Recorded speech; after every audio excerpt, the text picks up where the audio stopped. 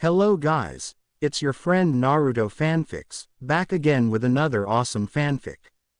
Which is what if Kurenai and Anko became Naruto's family and his future queens? Part 1. If you enjoy it, please show your support by hitting the like button and subscribing for more fanfics like this. And now let's get started. Night had long fallen on Konoha, with the stars twinkling brightly in a welcoming and calming manner. But the kunoichi leaping from rooftop to rooftop was anything but calm. Her face was one of barely contained rage and sorrow as she kept her eyes locked forward, her signature trench coat whipping behind her. In her arms was a small blonde child that had to be 6 years old at most, unconscious as she hurried to her destination. Mitarashi Anko was furious at what had happened. Anger welled in her bosom as she barely held back a snarl at what those idiots had done to the small boy. A sliver of satisfaction in her need to take the young boy somewhere safe tempered her rage enough so that she did not kill the ignorant fools that would attack this child out of some misplaced anger and pain. She stole a glance at the boy, his face almost peaceful if it wasn't for the occasionally spasm of pain from the wounds he had received. She had done what healing she could, stopping the bleeding and healing the broken bones, but the soreness would remain for some time. Anko Onichan, a small voice whispered. Anko looked back to the boy with a small smile. Easy Gaki. Don't worry, you'll be fine. The pain in his eyes almost caused her to miss a step in her leap as he looked to her with sadness. Why? The tears welled in his eyes, tearing at her heart. Why do they hate me? Anko was torn. Her duty to the Hokage meant she was not allowed to speak of what he held. A split second later, her mind raged at the thought. To hell with that order. I swore an oath to Sensei to protect him. I will tell you all you want to know, Naruto. She promised softly, landing in front of her impairment. Once you are healed, you promise. The small voice held hope in it. Of course I promise. She smiled as she carried him inside, setting him on the bed. And I never go back on my word. Naruto nodded his little head as his eyes began to close, his breathing slowing as he drifted into sleep. Anko pulled the blanket up over him and tucked the young boy in before stepping out of the room, leaving the door cracked in case he needed her. Steeling herself, she picked up her phone and made what would be the most important she had ever made. She only had to wait moments before a sleepy voice answered, having been roused from their sleep. Hello, Kurenai. Anko. The tired voice became more alert. Why are you calling me so early? Are you okay? I'm fine. But something has happened. Anko paused in her assurances to her friend before she looked toward the cracked door. Team Uzumaki needs to rendezvous. Anko opened her door 15 minutes later to see Yuji Kurenai and Yumino Iruka waiting for her to allow them in. Quickly, the two newcomers entered and followed Anko to her kitchen, dropping into chair as she readied herself. You both remember the day we swore our oath to Sensei. Both blinked and nodded, Iruka being the one to speak with a small smirk. I remember you teasing me about my small crush on Sensei. Small my. Anko snorted as Iruka rubbed the back of his head in embarrassment. You were crushing hard on her, Iruka. Don't lie to an interrogator. Kurenai grinned as she glanced to Iruka. It was really cute if I remember correctly. Oi, the male amongst them griped good naturally. If you called us together just to pick on me, I'll go home and back to sleep. But somehow I doubt that's the reason, Anko. Especially since you mentioned our oath. Anko sighed and nodded, leaning forward as she rested her elbows on the table. Her mind replayed that day as if it was yesterday. Flashback. 9-year-old Anko blew out a breath as she stared up at sky, enjoying the warm sunshine and the gently breeze that brought the scent of spring to her nose. To her right, Kurenai was staring off towards the mountains, lost in thought while Iruka, the sole boy on their team, busied himself in a scroll he had been working on for some time now. All three were happy to be back in Konoha after the Chunin exams in Kiri. Though none were happy that they didn't progress. Anko, however, could care less. The Mist Village gave her the creeps, and both the others had quickly agreed with her in private. Right now, all three genin were curious as to why their sensei had called them to meet up with her so soon after telling them they had 3 days off from duties after returning home. As if sensing their curiosity, their sensei stepped into the clearing, and all three genin rose to their feet and greeted the smiling red-haired woman on her approach. Uzumaki Kushina stopped before her genin team, smiling warmly at them. "My 3 little genin," she greeted in a teasing tone. Prompt as usual. "Hi, sensei," they chorused as she chuckled. She motioned for them to sit in the shade of a large tree and sighed before she spoke. "I know I have summoned you on short notice, but I have much to say. Firstly, I wish to express how proud I am in how you 3 performed during the exams." She saw the flash of sorrow and grinned. Now, none of that. You did splendidly and have gained the attention of not only the Shinobi Council but the Hokage as well. I would not be surprised if the 3 of you are field promoted to Chunin before the next exams come around." The 3 genin basked in their sensei's praise, knowing she meant every word of it. A musical laugh left the beautiful red head as she saw their looks. "No big heads now," she scolded them. "You must still work very hard for such a thing to occur." "Yes, sensei. I wish this was the reason I asked the 3 of you to meet me, however, it is now." Her smile, if possible, seemed to grow larger as the 3 young ones felt their curiosity climb higher. "I called you 3 here due to the fact I will be moved to the reserve list for the next year due to a medical condition." Anko blinked in shock as the others looked horrified. Anko was the first to speak. "Are you okay, sensei? What's wrong? Are you hurt?" The 3 students tried to think of what could force their sensei to be pulled from the active roster, the list getting worse and worse if the worried looks on their faces was anything to go by. Kushina just shook her head and grinned. "I am fine, my little genin. In fact, the reason is a very happy reason. I am sure you all remember the Shinobi Code of Conduct, correct?" "Hi, sensei. All 120 rules." Iruka spoke proudly, a small blush appearing as Kushina nodded happily at his answer. The other 2 nodded, looking at their comrade in amusement at his blatant crush he tried so hard to suppress. It was a badly hidden fact that Iruka had a major crush on his sensei, something Anko and Kurenai liked to tease him about good-naturedly. "Wonderful," Kushina complimented him, while Anko tried to hide her snicker at Iruka's reaction. She was quickly pulled from amusement as Kushina looked to her. "Anko-chan, can you tell me what the 77th rule of Shinobi conduct states?" Anko paused, her mind going over the rules. The 77th rule states that to safeguard the future of the village, no kunoichi may perform any mission above D rank or be placed in any hazardous situation once it is confirmed she is with child. They were all silent for a moment as Kushina merely smiled and gave a nod at her answer before their eyes widened massively. The 2 girls squealed in delight as Iruka smiled, happy for his sensei. All 3 gathered and hugged the now laughing woman. "I see you caught on quick. If only my husband had when I asked him the same question." The genin laughed at the imagine of the yondaime looking at his wife in confusion when asked the same question. It was most amusing to them as they settled back to their seats. They also were aware that due to Kushina being an outsider, her marriage to the yondaime was a deeply hidden secret for the time being. "I bet he is pleased, huh, sensei?"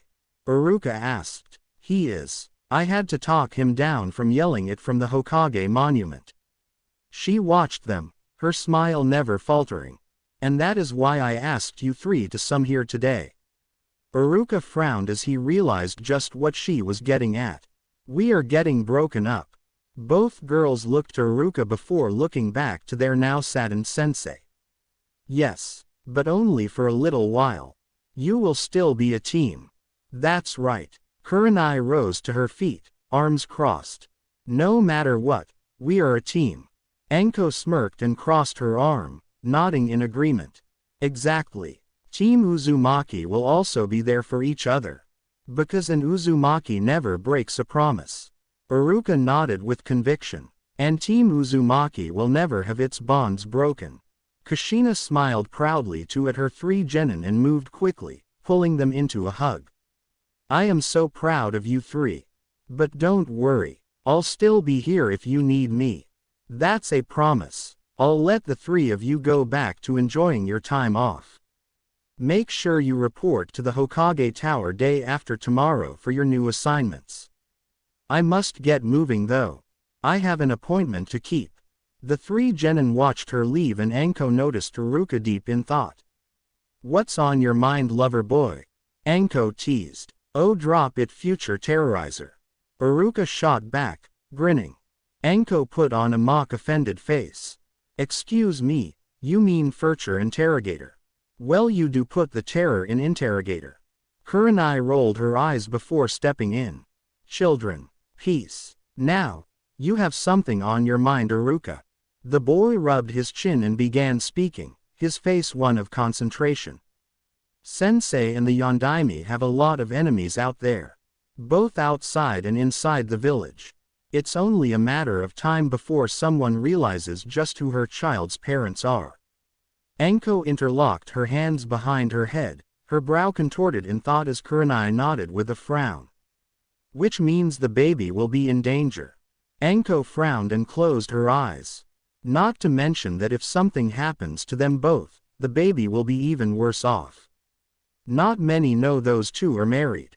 Well, Kurenai and Anko sent a surprised look to Iruka, a boy who never cursed. The boy crossed his arms and looked to his 2 friends with a worried look. What can we do to help? I don't think there is much we can do. Kurenai sounded depressed as she kicked at the dirt. It's not like we can trail Sensei and the Yondaime every day. Especially when we all become Chunin. Sensei will probably get sent on some missions we won't know about. How can we protect them? We don't. Anko answered, her face serious. We really can't do much more than put our faith in Sensei's skills and the Yondaime's. Not to mention his Anbu guard. What we can do is if the worst happens, we look out for their kid. We will be the protectors for it, at least as best we can. Do you both agree? The 2 nodded and Anko pulled out a kunai from her pouch, holding it blade over the palm. The other 2 knew what she was getting at and pulled their own. Then we make an oath. On our blood, we swear to watch after Sensei's unborn child should the worst happens. We swear to protect the child no matter where the enemy comes from. On our blood, we will ensure the child grows and carries on the legacy of Uzumaki Kushina and Namikaze Minato. On our blood we swear as teammates, friends, family. We swear on the honor of Team Uzumaki. The 3 genin sliced their palm with their kunai, clenching their fists and letting the blood hit the ground, swearing to honor the oath they just made. End flashback. Anko was broken from her memories as a muffled sob reached her ears. Moving quickly, Anko entered the bedroom and pulled the child into her arms, running her fingers through his hair. Iruka and Kurenai watched from the doorway. Kurenai, while finding the sight before her utterly heart-melting, also felt shame course through her. Shame in her village for treating this young child like this. Beside her, Iruka's face was mostly blank, however his eyes gave way his anger and disgust in his village. Watching Anko soothe the frightened boy only stoked his anger. The child should not have to be hated so much. His jaw tensed. We have not fulfilled our oath, he stated quietly. The 2 looked to him as his gaze fell onto the window, the moon hanging low. We have not done enough to fulfill it.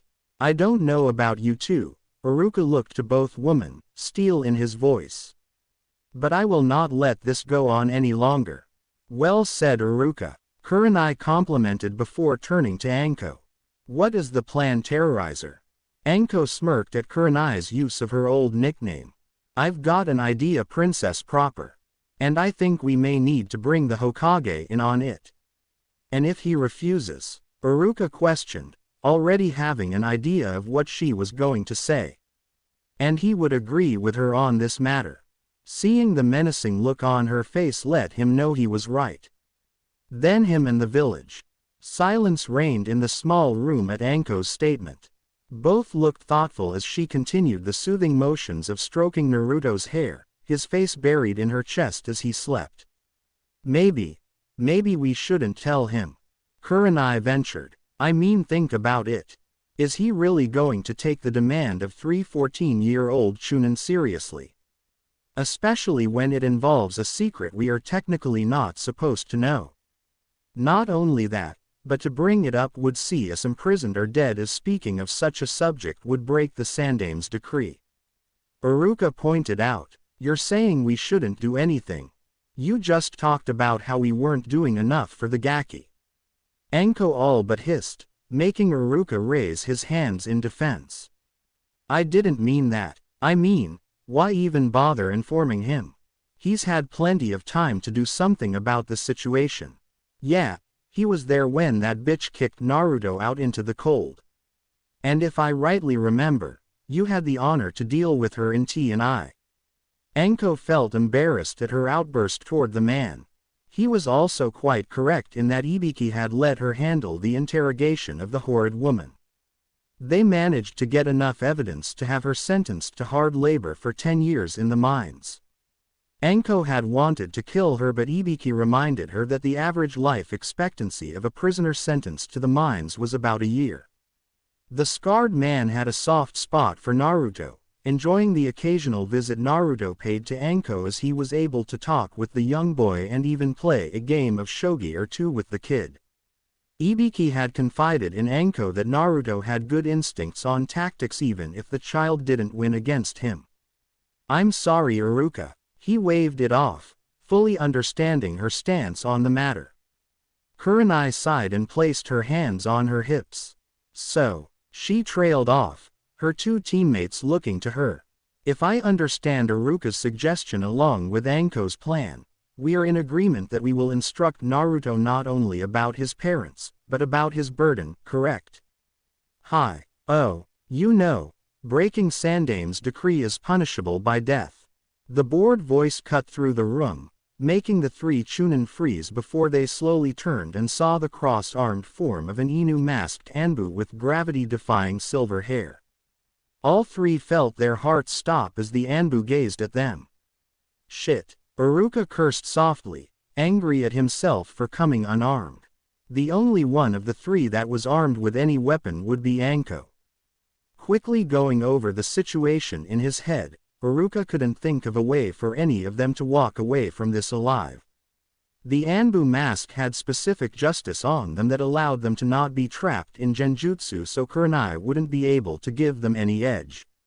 And if Iruka was correct, this particular Anbu was on a level far above their own. Hitaki Kakashi was well on the way to becoming a legend. The Anbu turned his attention from the sweating Chunin to Anko and Naruto.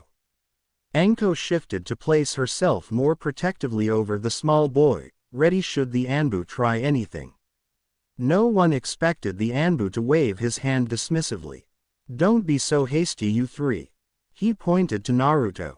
How is he? I also wished to pass word from Ibiki-san that he thanks you for leaving 2 of the attackers alive. 2. Anko was caught off guard as the Anbu leaned against the wall casually. All 6 were alive when I left. Yes, but 4 decided to break the decree. The others were wise enough to keep their mouths shut. Unlike a certain 3 Chunin. The tension in the room became thick as the 3 felt they were only still breathing at the Anbu's leisure. None could have expected the next words out of his mouth. Which is why you should be more careful, yes. The Anbu pulled his mask up and looked at all 3 with that damned eye smile that always annoyed Anko. But right now, they figured they could breathe a little easier. What's your game, Kakashi? Game? Yumino-san. Kakashi shook his head, his face becoming serious. This is no game. But first, I must ask you some questions before I decided just whether you'll walk from this apartment or not. The cold gaze swept them all.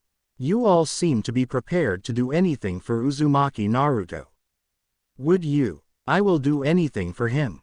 Anko declared fiercely, glaring at the Junin. He has been treated like trash by this village for too damn long.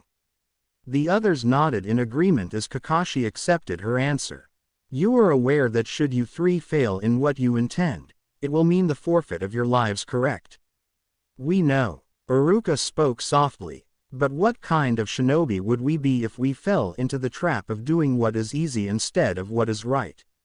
You are also aware that should you go through with this, you must be constantly vigilant. Because should you do this, you will make that innocent child a target to enemies who would stop at nothing to claim their vengeance. Are you willing to do so? As Iruka said, Kurenai spoke fiercely, protectively, we won't do what is easy. Anyone wanting to harm Naruto, I'll cut their damn balls off and shove them up there. And I don't mean in a genjutsu. Anko looked at Kurenai wide-eyed while Iruka was slack-jawed. Kakashi was even taken aback by her wording. Anko smirked at her friend. I think you've been around me too long, Nai-chan. I was just thinking the same thing. Seconded. Iruka calmly stated, keeping his eyes on the Anbu. Kakashi sighed and shook his head. Then you three will need my help as well. He narrowed his visible eye at them as they allowed their surprise to show. What? You're not the only ones who swore an oath to their sensei. Or feel that this village has failed its greatest hero. Ainu-san. A small, sleepy voice called out from the bed. Anko looked down to see a sleepy Naruto sitting up and rubbing his eyes. In the split second they had looked from him, Kakashi had resecured his mask and moved so the boy could see him. Hey there Naruto. Kakashi replied softly. I heard about what happened and wanted to thank Anko here for helping you out. Anyo. She did. Anko Onichan is the best. The tired boy smiled. Her teammates and Kakashi couldn't help but smirk at the light blush that dusted her cheeks at the adorable way Naruto spoke. Kakashi placed a hand on Naruto's head and held out the toad cap the boy loved to wear to bed. I bet she is, kiddo. I wanted to drop this off to you. I know you like Gama-san to watch over you while you sleep. Naruto nodded and pulled the sleeping cap on, yawning and laying back down, cuddling into Anko's side much to the enjoyment of everyone in the room. Anko wouldn't say it out loud, but she enjoyed how cuddly the blonde was. And warm too. Thank you, Inu-Nisan. The boy fell back asleep and the four shinobi waited for some time before speaking again, ensuring they did not wake the boy. Kakashi turned and made his way to the window before glancing back at them. I will help you. I am loyal to the village and the Hokage. He paused, gathering his thoughts before continuing. But my sensei had a saying. Those who disregard the rules are trash. But those who disregard their friends and comrades are worse than trash. The village had become rife with trash as of late. Naruto slowly rose from his deep slumber, feeling warm and safe. Blinking a few times, the young boy yawned and stretched, noticing something move to his right. Looking over, he saw Anko waking herself. The dark-haired woman let out a stretch and let out a sound similar to a purr before her brown eyes landed on Naruto. The young boy saw the smile on her face as she sat up. Morning Naru-chan. How did you sleep? Great Anko Onichan. Good. Anko rose from the bed, letting out another yawn before looking back to him. What do you say to breakfast, huh? That sounds good. The boy shyly replied, looking too damn adorable, Anko thought as she smiled. All right. By the way, a couple of my friends came by and stayed over last night. They were worried about you when they heard what happened. Worried? About me? Naruto asked in a small voice, not believing that anyone besides Anko, Inu, and the Hokage cared about him enough to make sure he was okay. Anko squatted down and placed a hand on his shoulder, her eyes warm and her smile bright. Of course they were. In fact, they've helped you out a few times but never got the chance to introduce themselves. She gave his shoulder a gentle, comforting squeeze. They're good people and I'm sure they will want to be your friend, just like me. His eyes grew wide at what Anko said. Friends. You want to be my friend. Of course Naru-chan. Anko answered, pulling him into a hug, pushing down her anger at the village once more as the young boy shook from emotion. I want to always be your friend. Thank you. Naruto chalked out before pulling back and grinning mischievously at her. Does that mean I should call you Anko-chan now? Anko smirked and ruffled his hair before standing back up. You know what, Gaki? I kinda like you calling me Anko-chan. It is pretty adorable. Come on then. Let's go introduce you to my friends. Naruto smiled and followed behind her, still unsure about meeting new people.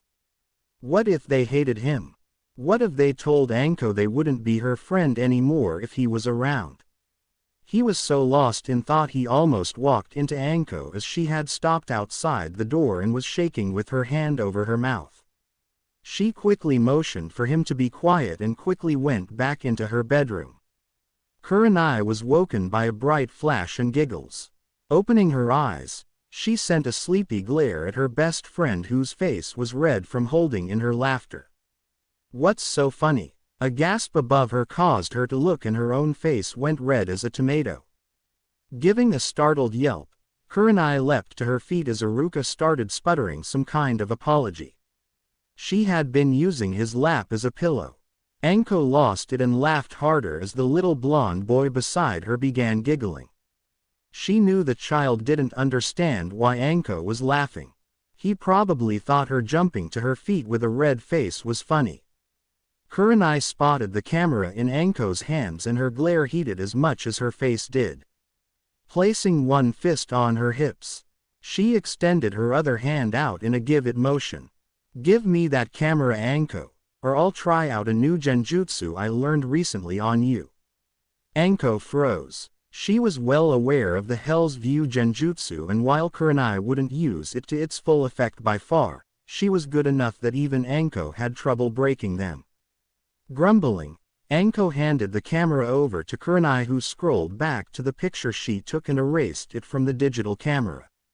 What no one but Naruto noticed was the small little square Anko secreted away into her pocket. Anko would let Kurenai win this round and thanked Kami those cameras allowed 2 memory cards. Well, sorry I woke you from your comfortable pillow, Nai-chan. Anko snickered. But I figured you two would like to meet Naruto. The boy moved behind Anko, shyly peeking out as Iruka stepped over and squatted down to be eye level with Naruto, but at a safe enough distance not to scare him. He gave a smile to the boy that was returned hesitantly.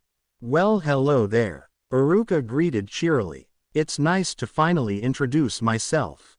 I'm Yumino Iruka. It's good to meet you, Yumino-san.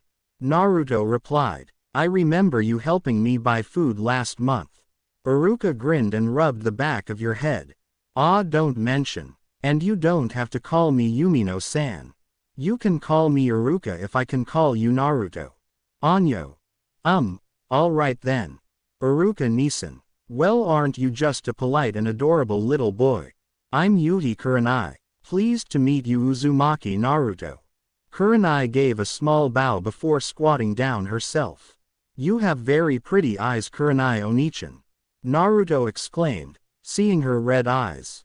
She blushed lightly and smiled as Naruto narrowed his eyes in concentration before they widened.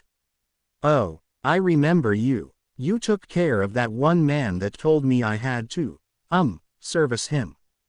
Anko and Iruka's anger flared, barely contained as Naruto seemed not fully sure if he was remembering correctly. A small, almost unnoticeable nod let the other two know he had remembered correctly. She kept her smile as she spoke to Naruto, knowing she would be explaining what happened to the disgusting bastard. That's right, Naruto-kun. But don't worry, I had a talk with him about what he said. Has anyone else said anything like that? Naruto missed the predatory look on her face as he thought hard before shaking his head. I don't think so, Nichan. They mostly call me names or throw stuff at me. Anko-chan said she'd tell me why soon as I felt better. I feel better now, Anko-chan. Can you tell me please? Anko felt her heart melt at the pleading look he gave her and sighed. All right, Naru-chan. I think breakfast might have to wait because we have a lot to talk about. Anko led him to the couch and sat down, pulling him into her arms as Kurenai sat beside him, a hand on his arm with a sad smile and Iruka sitting across from them, his face one of resignation. Anko closed her eyes and took a deep breath. To start with, Naruto, we want to tell you about our sensei. Her name was Uzumaki Kushina, and she was your mother. To start with, Naruto, we want to tell you about our sensei. Her name was Uzumaki Kushina, and she was your mother. Naruto's blue eyes widened as he took in what she said. You knew my Ka-san. His voice came as a whisper, his heart leaping in joy that he was finally learning where he came from. Anko nodded, a sad smile on her face. What was she like? Your mother was a most beautiful and skilled kunoichi. Iruka spoke fondly. She truly was one of the best in the village. If it had not been for her being a foreigner, I'm sure she would have been the Hokage. Whoa, she was really that strong. Naruto's face showed awe in hearing this, his young mind running wild at hearing that his mother could have had the old man's job. Kurenai smiled at the blonde. She was indeed. In fact, I don't think it's a stretch to say she could probably rival the Yondaime in terms of sheer ability. She was amazing with seals. What did you mean by a foreigner? Iruka rubbed his chin as Anko gave Naruto a gentle squeeze. Out of all of them, the academy instructor in training would be the best to handle this part. Well, you see, Naruto. Your mom came the village from Uzushiogakure when she wasn't too much older than you. The Uzumaki clan had close ties to our village since its founding.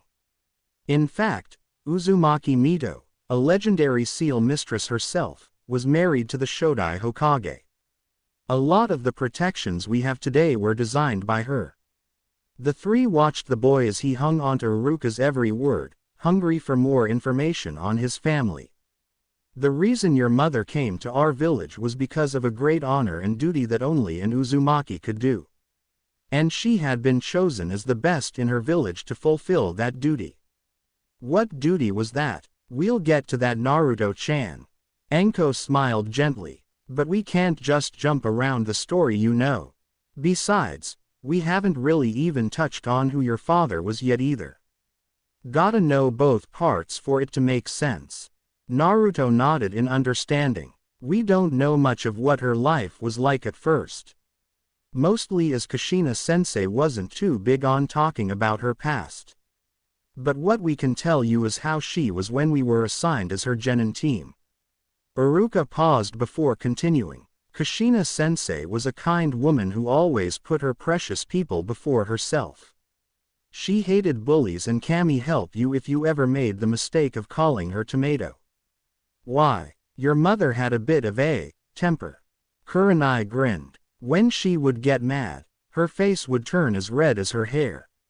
But eventually her nickname went from tomato to the red-hot-blooded habanero. And boy did she earn that name. The three Chunin snickered as a memory of their second C-rank mission surfaced. Some idiot Iowa Junin had made this mistake of mocking her, calling her the red-hot tomato. He didn't walk for long after that. Iruka took a breath before he continued.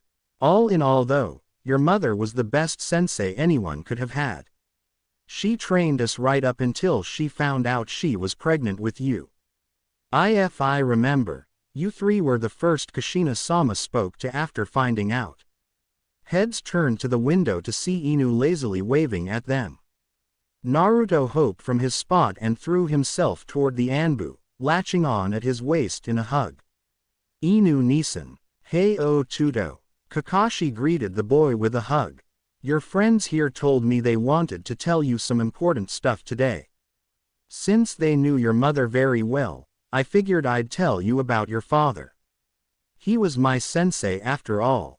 That actually works, Anko commented thoughtfully. You were pretty close with him and I'm sure you'd be able to fill in some blanks for us. Kakashi nodded before digging something from his pack. He pulled out what looked like a well-worn photo album and tossed it to Anko. I don't know if you have any pictures to show of Kushina-sama and Sensei. That was something entrusted to me after it happened. I feel Naruto should have it. It's only right their son gets the family album. The three Chunin looked at Kakashi and felt their respect in him climb even higher as Anko slowly opened the album. The first picture was of a grinning Kushina, the Konoha headband proudly on her forehead. Beside her was a much younger Sandaime and who they could only guess was a friend of hers. It was obviously a graduation photo. Naruto's eyes did not leave the picture as he took in the details. Anko slowly turned the pages, the others gathering around to see too. The violet-haired woman snorted in laughter at seeing their old team photo, at least, not the official one. In it, Kushina tried to look stern while Anko had her tongue out, pulling down at her eye. Kurenai had struck some kind of model pose and Iruka had attempted to look like some kind of old sage. Oh Kami, I remember when we took this. Anko laughed. Iruka grinned. Yeah, Sandaime thought we had planned it. Joke was on him though. Kurenai smirked. It was Kushina-sensei's idea to begin with. Shaking his head, Kakashi listened as they pointed out certain people in the photos and roughly when others had been taken. Naruto smiled as he saw a picture of his mother with a blonde-haired man in a Junin vest, both smiling at each other and he could feel the happiness coming off the photo. Ka-chan was very pretty. He cocked his head to the side. I don't know why she hated having red hair though. It's special and pretty. Your father thought so too, Naruto. Kakashi spoke up. Seeing Anko nod, the Anbu picked up on the storytelling himself. In fact, it actually saved your mother when she was kidnapped. You see, your mom and dad didn't fall in love at their first meeting. In fact, Kushina-sama confided in me once that she had thought your father was a wimp when they were in the academy. He tended to steer clear of her. She thought it was because he was weak and disliked her for being a foreign-born kunoichi. And it couldn't be further from the truth. The three Chunin had to chuckle at what Kakashi said. They knew very well that it was probable she had said just that. Naruto turned his attention back to the Anbu as Kakashi continued. Not long after she made Genin, Kumo Shinobi had abducted her because of her special chakra she had. It's the reason she was selected for the very important mission Iruka had mentioned. If I remember what Sensei said, she had pulled strands of her hair loose and dropped them as the Kumo nins lead her towards the border. Her hope was that the Anbu and tracking teams would catch it and follow the trail. He paused and smiled. They missed the trail but your father didn't. In fact he collected and followed the trail all the way to the kidnappers and defeated them to save you mother. He actually carried her all the way back to the village. He told her he admired her and liked her red hair. After that day though, well they grew closer and eventually got married. Wow, Otu-san was strong. He rescued Ka-chan like a hero saving the princess. Kakashi inclined his head before continuing. Some of us did make the comparison. Naruto, your father was a great man. He did everything in his power to protect his friends and comrades. He was also a bit of a joker at times. I owe him a lot however as he was there for me after I lost my father. His name was Namikaze Minato. Anko frowned slightly as it felt that Kakashi was skimping on the details but did remind herself that Naruto was 6 and any more exposition dumping would probably overwhelm the poor boy. Glancing at him, she saw him rubbing his chin in thought. That name sounds very familiar to me. Naruto mumbled and Anko decided to take back the reins of the conversation. It should Naruto-kun. He was the hero of the village. The Yondaime Hokage. Stunned, Naruto looked to her, searching for any sign she was playing a joke on him. But seeing not only her face open and honest along with all minus Inu's face showing the same, he didn't know what to say. What could you say to that? Except he had two very important questions still left in him before he allowed everything to overwhelm him. Did they love me? Of course, Naruto. You were all your mother talked about. And she had to threaten your father when he tried to sing his praises from the Hokage monument. They did truly love you and looked forward to raising you, Anko assured him. Oh. He paused before a watery smile graced his face. I happy you told me all this. But, what happened to them? Anko sighed and pulled him close again, speaking gently to the 6-year-old. Naruto. Let me ask you something first, alright? If I take a cup and fill it with water, does the cup turn into water?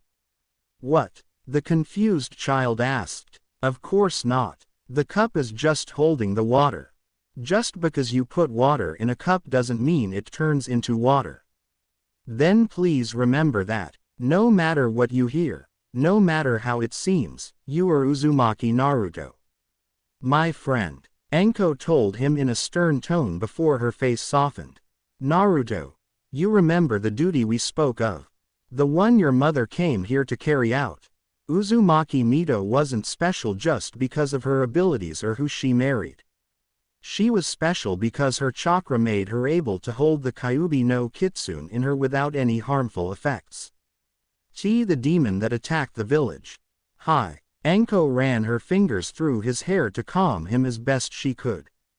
When Mito-sama neared the end of her life, she had to transfer the burden to another to keep the village safe. Your mother carried that burden until the day you were born. It got out. Naruto realized, his mind connecting the dots. Hi. And we don't know why or how. What we do know is that not long after the Kyuubi was freed, your father resealed the Kyuubi into a new container. She paused and locked eyes with his frightened ones. He sealed the Kyuubi into the only person he could trust to carry such a burden and succeed. He chose you, Uzumaki Naruto. Naruto trembled before tears fell down his face. Then I am a monster. Anko cupped his cheek and turned his face so she could look him in the eye. You are not a monster, Uzumaki Naruto. She told him seriously. Remember what I said about the cup. That's you. Kyuubi is the water. Piss water mind you, but water nonetheless. Anko. Kurenai scolded in a half-hearted attempt for her language. Anko ignored her as she continued speaking to Naruto. You are a hero, Naruto. A hero. You protect us every day from a terrible demon. Those villagers should be kissing the ground you walk on for saving their sorry skins, not treating you like dog shit under their foot. Anko. Iruka's nervous voice called, but she ignored it, her whole focus on the shocked boy in front of her. Don't ever call yourself a monster, Naruto. She leveled a soft look at him. I've met a real monster. I was trained by one after your mother had to go on the reserve list. Anko. She paused at Kakashi's shout, noticing an undercurrent of fear in his voice. At once, a very familiar and very powerful presence was felt behind her, her face paled and her body froze. She could see Kurenai and Iruka's panicked faces and Kakashi's stiffness as they looked over her at something. She knew just who it was even without Naruto's happy cry of, Hokage Gigi. Well, what do we have here? 5 troublemakers it appears. A grandfatherly voice sounded through the silent room. 15 minutes earlier, the Sandame sighed and turned the crystal ball off, having watched enough. He had a suspicion what was going to happen, it had been only a matter of time after all. Rising from his chair, he grabbed his haori and exited the tower, making the excuse of getting some fresh air and made his way towards Anko's apartment. I may not agree with what those 4 have done, but maybe it's for the best. He thought, walking slowly through the village. The behavior of the villagers had been disappointing the last several years. They praise Minato-kun yet piss upon his last request. And I have only caused more harm than good. Minato-kun. Kushina-chan. I have made a grave mistake in trying to protect your son from your enemies. I did not see the enemies in these very walls. Though I am curious how Anko knows so much of the Kyuubi's history with our village. While he did not think it wise to inform the boy of his heritage and the burden he carried yet, he wondered if he was too protective of Naruto. After all, seeing what his attempt to protect him has caused, the Sandaime decided that maybe the rule breakers he was heading to were correct. He entered the apartment silently, noticed by Iruka, Kurenai, and Kakashi while Anko was telling Naruto he was a hero, not a monster. Present, Hiruzen kept his expression calm as he swept his eyes over his shinobi, secretly enjoying the fact he caught them off guard. If the old man was honest with himself, he had a dark sense of humor and liked to occasionally remind the youngsters he was still the strongest. His face warmed as Naruto hurried over and hugged the old Hokage. Naruto-kun, I am pleased to see you are okay after what happened last night. I had received a few conflicting reports, but I am pleased to see you have made a few friends. The four shinobi didn't dare move. Sandaime may look like a kindly old man in front of Naruto, but that didn't mean they weren't all dead. They just didn't know that the Sandaime was currently messing with them just for fun. And maybe a little bit of irritation that the four had not thought to speak with him before telling Naruto all of this. The child smiled and nodded. I sure did, Gigi. They are really nice to me. Well, that's wonderful, Naruto-kun.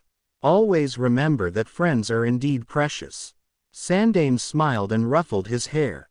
I also came by as I had a vision this morning that you'd be told a very big secret that many do not know. And one that you must not share with anyone just yet. All four felt their hearts drop. They had forgotten about the crystal ball. Of course the Hokage would look in on Naruto from time to time. The Hokage ignored them for the moment and lowered himself to be as close to eye level as he could with Naruto. I also wish to say that Anko-chan here is correct. You are a hero, Naruto. And I know both of your parents would be very proud of you. Everyone in the room were shocked as the Sandaime rose back up and gave Naruto a deep respectful bow. As the head of the Sarutobi clan, and as the Hokage, I truly thank you, Uzumaki Naruto, for protecting us. You are a friend to me and my kin. Naruto blinked owlishly before turning and seeing the four other shinobi bow and thank him just as respectfully and heartfelt as the Hokage. This was too much for the young boy, who promptly fainted.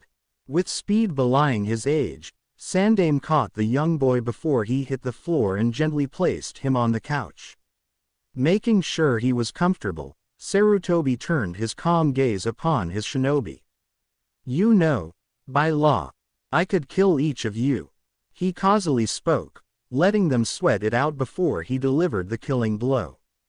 Instead, I'm charging the four of you with the responsibility to watch over and prepare him for what his life will become. A breeze could have knocked them over as Sandaime chuckled, turning his gaze back to Naruto. I don't agree with telling him so young, but the damage is done. Naruto has already told me on many occasions, he wants to become the Hokage someday. For that, he will need help. The old man leaned back and sighed. I cannot be everywhere and I am getting far too old to take on another pupil. Hi, Hokage-sama.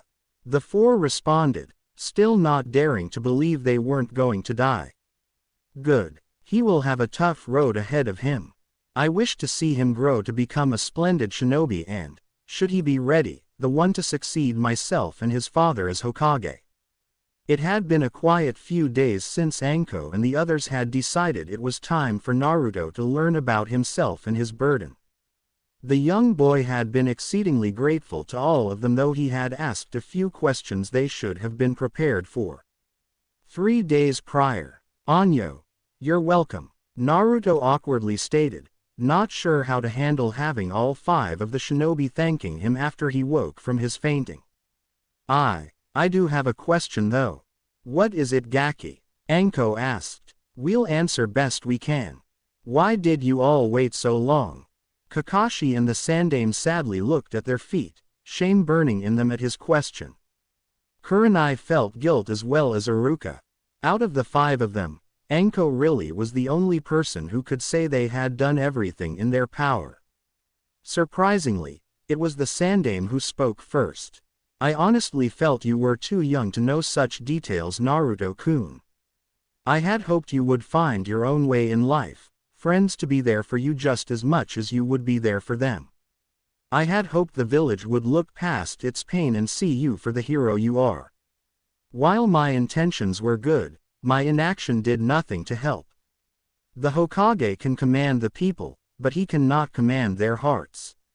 I see now that the villagers and some of my shinobi obeyed with their mouths but betrayed me with their thoughts.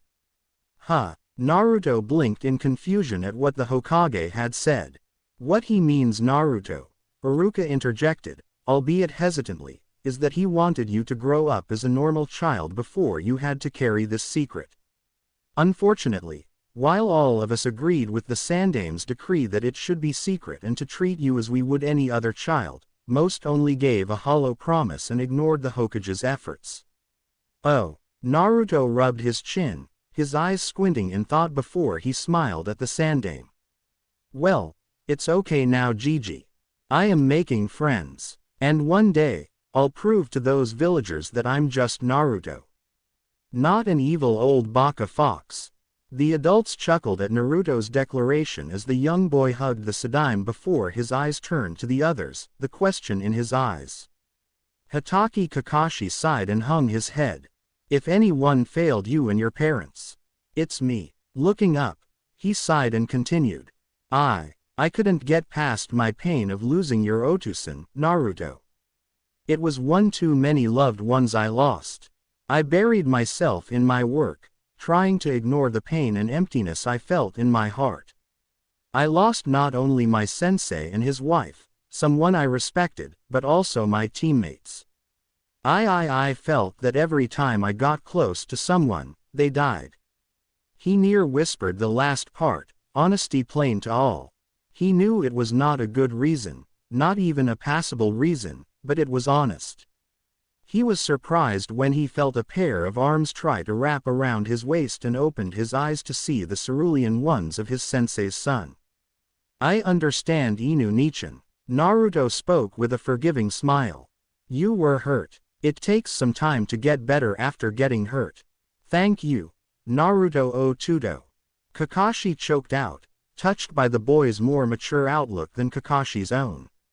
Iruka sighed and rubbed the back of his neck. I can't speak for the others, but I trusted in the Sandaime's decree to work out in the way he wanted. He admitted, wincing at his own admission. I didn't think the village would place all its anger on you. And while I did help when I could, I didn't know if it was a good time to go against the decree. But with every year passing and the villagers doing more and more to harm you, it made me angry every single time. I'm not sure why I didn't do more. I guess I was a coward. Naruto nodded, not sure what to say but gave the man a hug as well. After all, even if he hadn't told Naruto anything, he was still one of the few people Naruto could remember being kind to him and helping him. For that alone, he had the 6-year-old's forgiveness. I really don't have a reason, Naruto, besides the same as Iruka has said. Bullcrap, Nai-chan. Anko glared at her. You've been on constant long-term missions as a genjutsu mistress. And from what I remember seeing, you helped him as much as Iruka and more than me. Naruto felt his eyes widen as he turned to face the violet-haired woman. She sighed and rubbed the back of her head as she answered. It's true, Naru-chan. Both of them have helped you more than I. Even Inu and the Hokage. I have a reason for it. And please hear me out before you ask any questions. Deal. She extended her fist with the pinky extended. Naruto nodded and hooked his pinky with hers. Deal. All right. She thought on how she would say this before nodding to herself. The reason you've only seen me around the last year is because I was in rehabilitation and long-term care. It has to do with the man who trained me after your Ka-san was pulled from the active roster. At first, It was a great honor to be trained by a Sannin and a pretty big one to be trained by Orochimaru, who turned out to be the worst traitor to our village. I left with him not too long before the Kyuubi showed up. I had thought it was a training trip. It wasn't. Naruto watched her eyes seem to darken, not missing the anger and pain in her voice. He plopped next to her on the couch and leaned into her side. Anko blinked and smiled down at him in thanks, pulling him into a one-armed embrace. It was an experiment, a test of his cursed seal, not me. I don't remember anything from when I left to when Inu and his team found me in one of his labs, his curse seal on me. The rehabilitation was so I could relearn pretty much most of my shinobi training, as the damn seal screwed my chakra control up along with other problems I won't get into just yet. The long-term observation was to ensure I wasn't a danger to either myself or the village. No one really knows what the seal does yet. Even the seal master Jiraiya of the Sannin doesn't know. After I was released, it took a month or two of hard work on my part to progress to the point I am now. I did make my displeasure known about the decree and planned to tell you everything within a few months. The event last night moved that timetable up. You have a seal on you? Naruto asked with interest. After all, that made her like him then. He had heard several whispers about traitorous snakes and the name Orochimaru a few times. It seemed she was also blamed for something she had no say in. Anko nodded and leaned her head to the left for him to see the strange-looking seal. Naruto narrowed his eyes at the mark. Something about it felt familiar yet tainted. Without thought, Naruto placed his small hand over the mark and felt his arm become warm and tingling as Anko let out a soft gasp. The Hokage became alarmed as what appeared to be dark blue chakra was leaking from his hand over the seal and his eyes glazed over. Moving in an attempt to intervene, he was knocked back by a sudden backlash of chakra. The other shinobi found themselves in a similar condition for a moment as a bright white light filled the room that vanished almost as quickly. The room went silent as Naruto toppled over off the couch, his face showing fatigue and confusion as he looked up to the Sandaime who managed to catch him. JGG, what did I just do? Hiruzen looked to the frightened child before turning his gaze towards the unconscious Anko. His eyes widened as her head fell in just a way to expose the area of her neck. The area of neck that now had no sign of the cursed seal.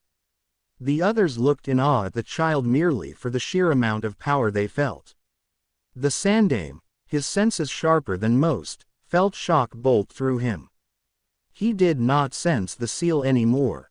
Slowly looking to Naruto, smiling warmly as he pulled the boy into an embrace.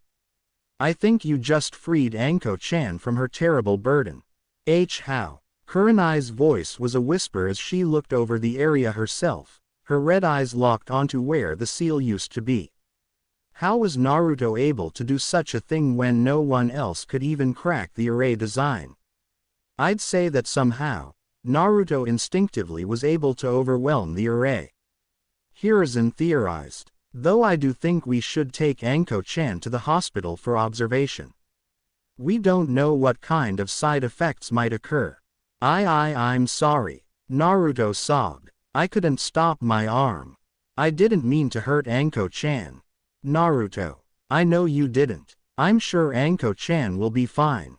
It is only a precaution. Hiruzen soothed, hoping he was indeed correct. Anko-chan won't be angry at you for this. In fact, I dare say you will find yourself shooting straight to the top of her favorite list for this. But I am concerned in how you were able to do so. Hokage-sama, Kakashi spoke from his position. It might be a combination of his Uzumaki heritage and the demon somehow. We really don't understand how the Uzumaki clan could crack almost any seal out there, and there are reports of Kushina-sama having done similar. You think this may be some form of bloodline ability? Hiruzen asked seriously. Merely speculating, though it does fit with the information we know. Kakashi shrugged. I think Inu is correct, Hokage-sama. Kushina-sensei was never tricked by any seal-based trap, and I watched her break enough of such foreign designs that it was scary. Iruka commented, his shock clear as day on his face. And if it is, then this is now a SS rank secret. No record will exist of it, nor will any of you speak of it. Hiruzen leveled his stern gaze at all of the conscious people in the room who understood just how serious this was. If I even catch a hint you have disobeyed me, I will carry out the same punishment as breaking the decree carried. Do you understand? Hi Hokage-sama. 3 voices responded. Good. I will personally inform Anko-chan herself when she wakens, though I do not think she will speak of it to anyone once she understands just who removed the seal. Now, we must get Anko-chan to the hospital. Anko groaned as she came back to consciousness, blinking away the harsh light before looking at the ceiling in confusion.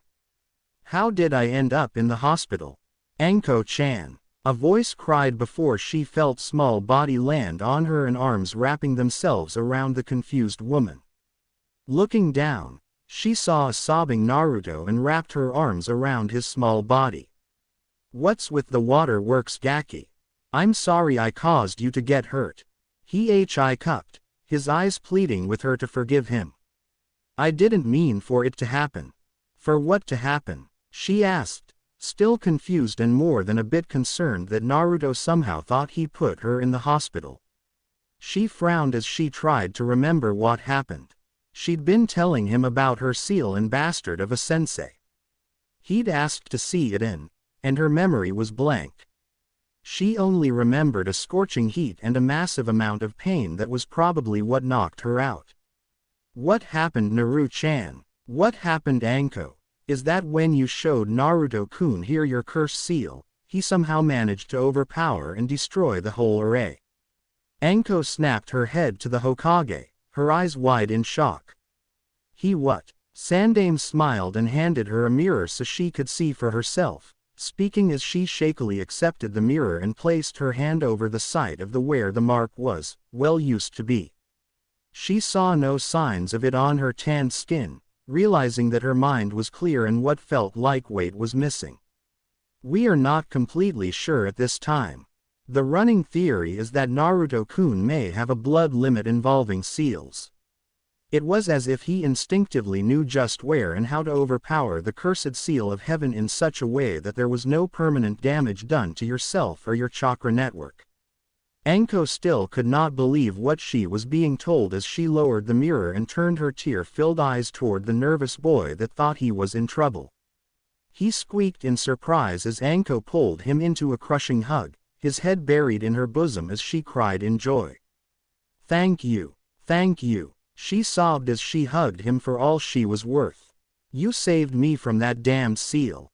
She released him from her hug, Naruto's face red in embarrassment before she placed a kiss on his forehead.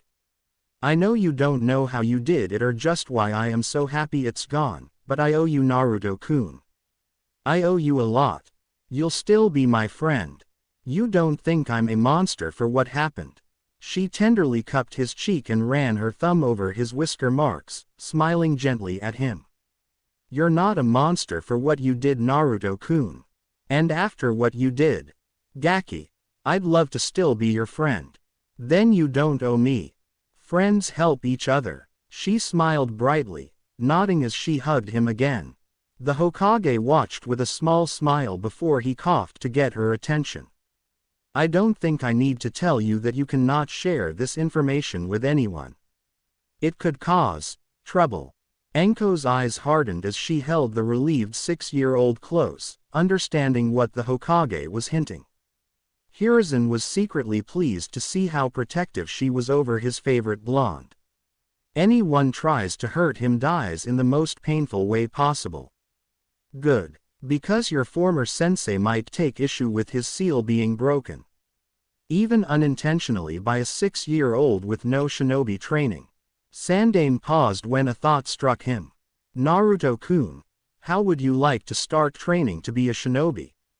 Really? You mean it? Naruto asked hopefully. The Sandaime had been against him training up until now. The old man nodded with a smile. Absolutely. After what I witnessed earlier, I think it might be best for you to start training. It will also help you to understand and improve your rather interesting ability. And I think I know of 4 shinobi that would be more than willing to mentor you.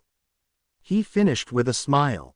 All right. Naruto cheered happily as Anko laughed at the blonde antics. Hiruzen grinned as he rose from his seat and headed for the door. He paused and looked back at the excited blonde. You know, Naruto, after seeing what you've done, I think you have the potential to become a great shinobi and a great Hokage. Present. The Hokage sighed in happiness as he completed the daily paper work before noon. He supposed it was due in part to the upcoming summer festival, and most of the efforts of the village were directed to the event itself. Hiruzen leaned back in his chair, readying his pipe with his favorite tobacco when he sensed a familiar presence nearing the office. He lit the pipe, savoring the flavor as one of his former students entered through the window, grinning at him. Hiruzen returned his grin with a warm smile. Jiraiya-kun, when did you get back? A couple hours ago. I wanted to get in some research and see how the Gaki was doing. Jiraiya remarked, dropping into the chair in front of the desk. He looks happier, though roughed up a little. Hiruzen chuckled. Yes, I have no doubt. He has started training to become a shinobi. Hiruzen smirked. It may interest you to know he hopes to one day have my job. A wide smile blossomed on Jiraiya's face. You don't say. Hey, with his heritage and if he really applies himself, I think he could do it. Minato and Kushina were known to pull off the impossible, and that trend has continued onto young Naruto. Hiruzen noted. He did after all remove Anko's curse seal. A seal you yourself couldn't crack. He what? Jiraiya's shock showed as his sensei just smirked.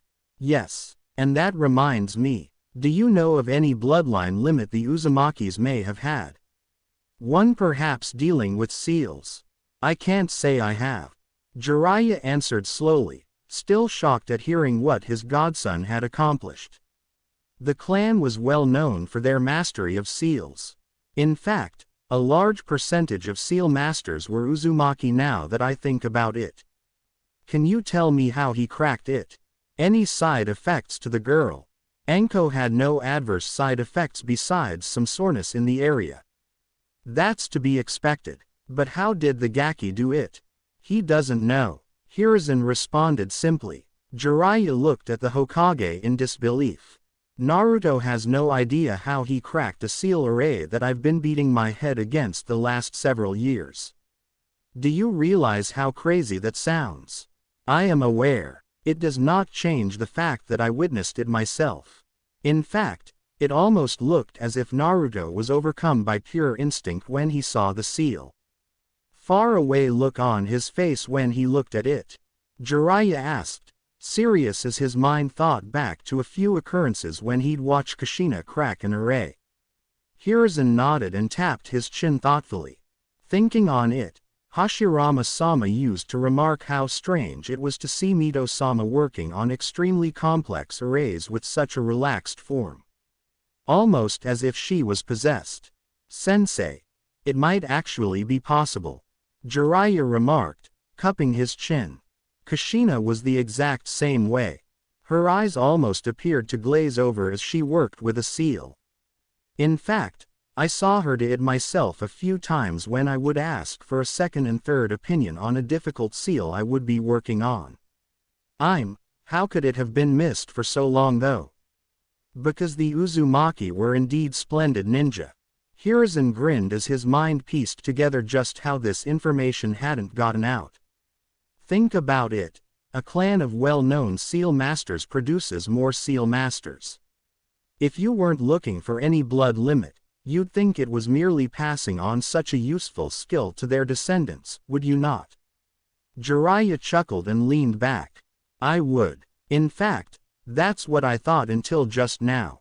It's the perfect cover for their secrets. And if it hadn't been for seeing firsthand 3 different generations of Uzumaki displaying similar, if not the same behavior, you'd be none the wiser. Those smart bastards. Both men chuckled before Jiraiya decided to get back on track. So he broke her seal. And if we are correct, it might be some sort of bloodline ability. I'd also wager this is going to be a secret locked up tighter than an Iwanin's asshole. Hiruzen shook his head at Jiraiya's choice of analogy. Yes, the event and Naruto-kun's role in it have been declared a need-to-know secret, only to be divulged at mine or Naruto-kun's approval once he is old enough to safely decide. The occupants were silent as Jiraiya processed what he had been told. Hiruzen watched him with interest before speaking. Perhaps it is finally time for you to introduce yourself to him. Jiraiya frowned and looked at his former sensei. You know what will happen if I go looking for him. Some will think I'm trying to honor my student and his last wish, but most will think I'm going to kill him. That would create a shitload more problems for him than what he already has to deal with. Watching from a distance won't cause him any more harm. And watching from a distance does no good for him either. Hiruzen countered, sighing. Jiraiya-kun, I understand your thoughts on the matter. But I can tell you this, he needs more people in his life that care about him. And if you wait too long, he will hate you for what he will see as abandoning him. We both know you've been handling his stipend and snuffing out rumors of his existence to those who'd harm him. And while you have helped the village with your spying, I do believe it is time for you to take a more active role in his life. You proved multiple times that your spying does not need you to be away from the village as often as you are. Your network has been long established, and if I recall correctly, your summons make excellent couriers. Jiraiya sighed and debated with himself for several minutes, Hiruzen watching him before Jiraiya sighed and nodded. All right. You have a point. Maybe I've been behaving too cautiously in regards to him. I'll go and introduce myself. An excellent idea. Hiruzen smirked. I would caution you on curbing your more interesting personality traits. Anko has taken it upon herself to begin the young boy's training and would be hostile to anything that might corrupt him. Jiraiya winced at the downright evil smirk on the Saidame's face and made his exit. As he honed in on the familiar chakra signature, Jiraiya thought over his actions in regards to his godson. He felt he was doing the right thing, but when he thought of how Minato or Kami forbid Kushina would react to it, he felt shame in that they would not approve. They had trusted him with the care of their son, and if he was objective about it, he would say he had failed. But he had a chance to do right by Naruto. It wasn't too late for him to be in the boy's life. Jiraiya squared his shoulders and gave a sharp nod to himself. It was time he did step up and help Naruto as much as he could.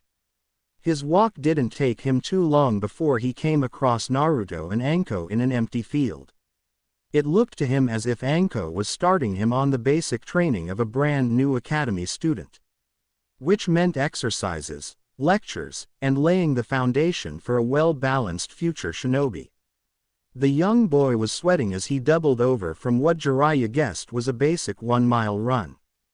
As he approached, he could hear Anko telling him he was doing well and that if he kept up improving like he was, he'd be a powerful shinobi.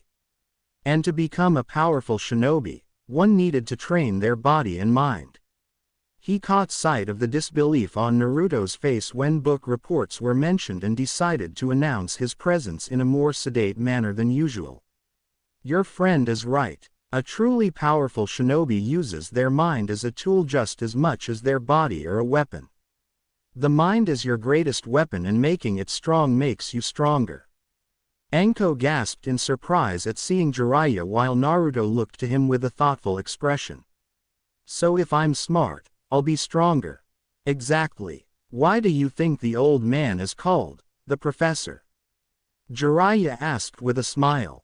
That makes sense. Thanks. Naruto rubbed the back of his head awkwardly. Gomen, who are you? This Naruto is Jiraiya of the Sannin. Anko narrowed her eyes at the old man. Also known as the sensei of your father. You trained Otu-san. Naruto excitedly rushed over to him. You must be really strong. Jiraiya squatted down to be eye level and shrugged with a smile.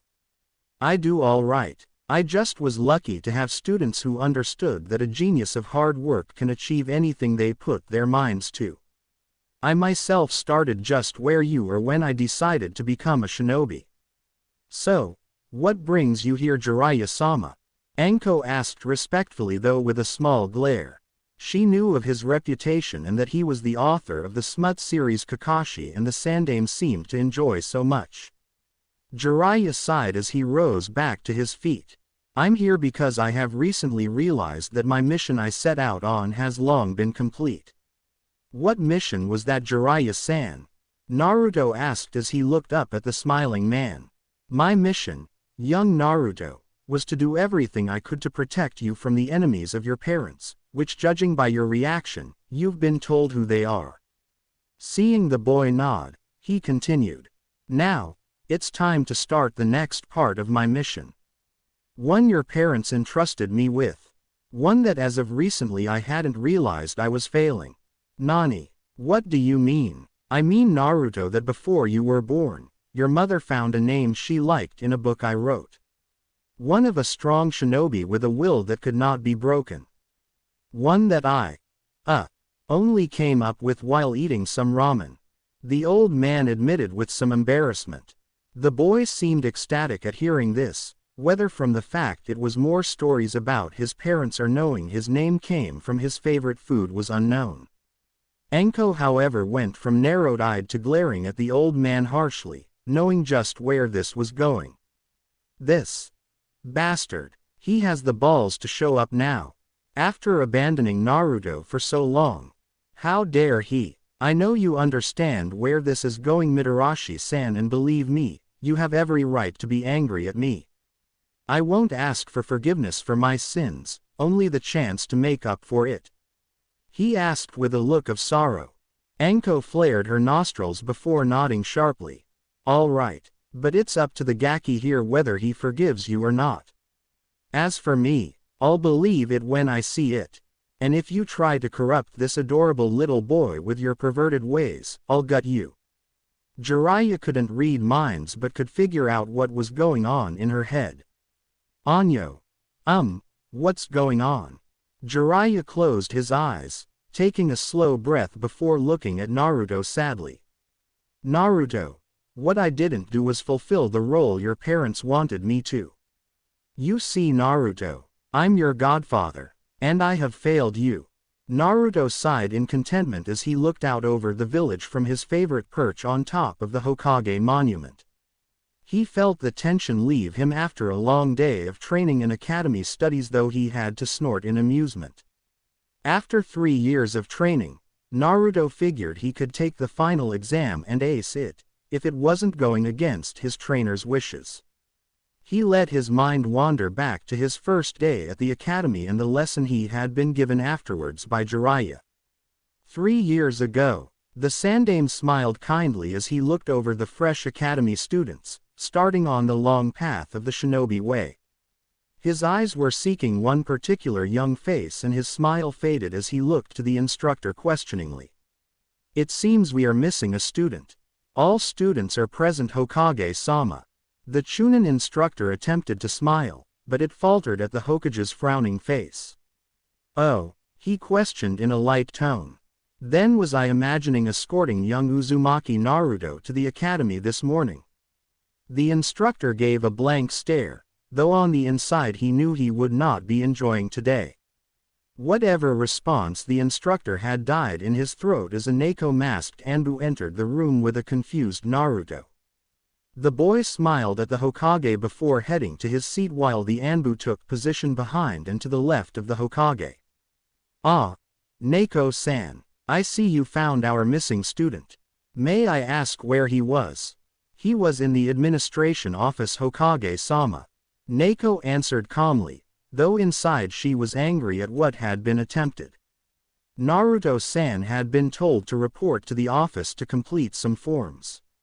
I'm assuming an innocent mistake was made when he was handed the ARF-31B and told to complete the form. An oversight that will be remedied by a specialist auditing the administrative staff. The Hokage understood what Naoko was saying in reality, and the instructor seemed to as well, since his face had gone very pale. The Hokage was furious, but keeping his calm to avoid scaring the children. He knew what a RF-31B form was. During the reign of the first two Hokages, families would force their young children into the life of a shinobi despite the child not wanting to live that life. Some did such in hopes of their children gaining the skills to survive in a world of violence and death. Those were understandable. Others, however, wanted the glory and prestige should their children become famous shinobi, to gain the respect of the shinobi clans as they would have a shinobi in their family. It was enough forcing children into the service that when he had become aware of it, he reworked the academy and instituted the ARF-31B.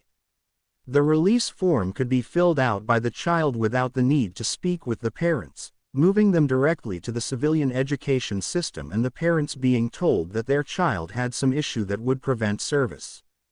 The form would also be valid for 6 years.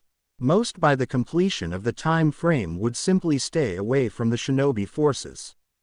Hiruzen narrowed his eyes at the instructor, still maintaining his gentle tone.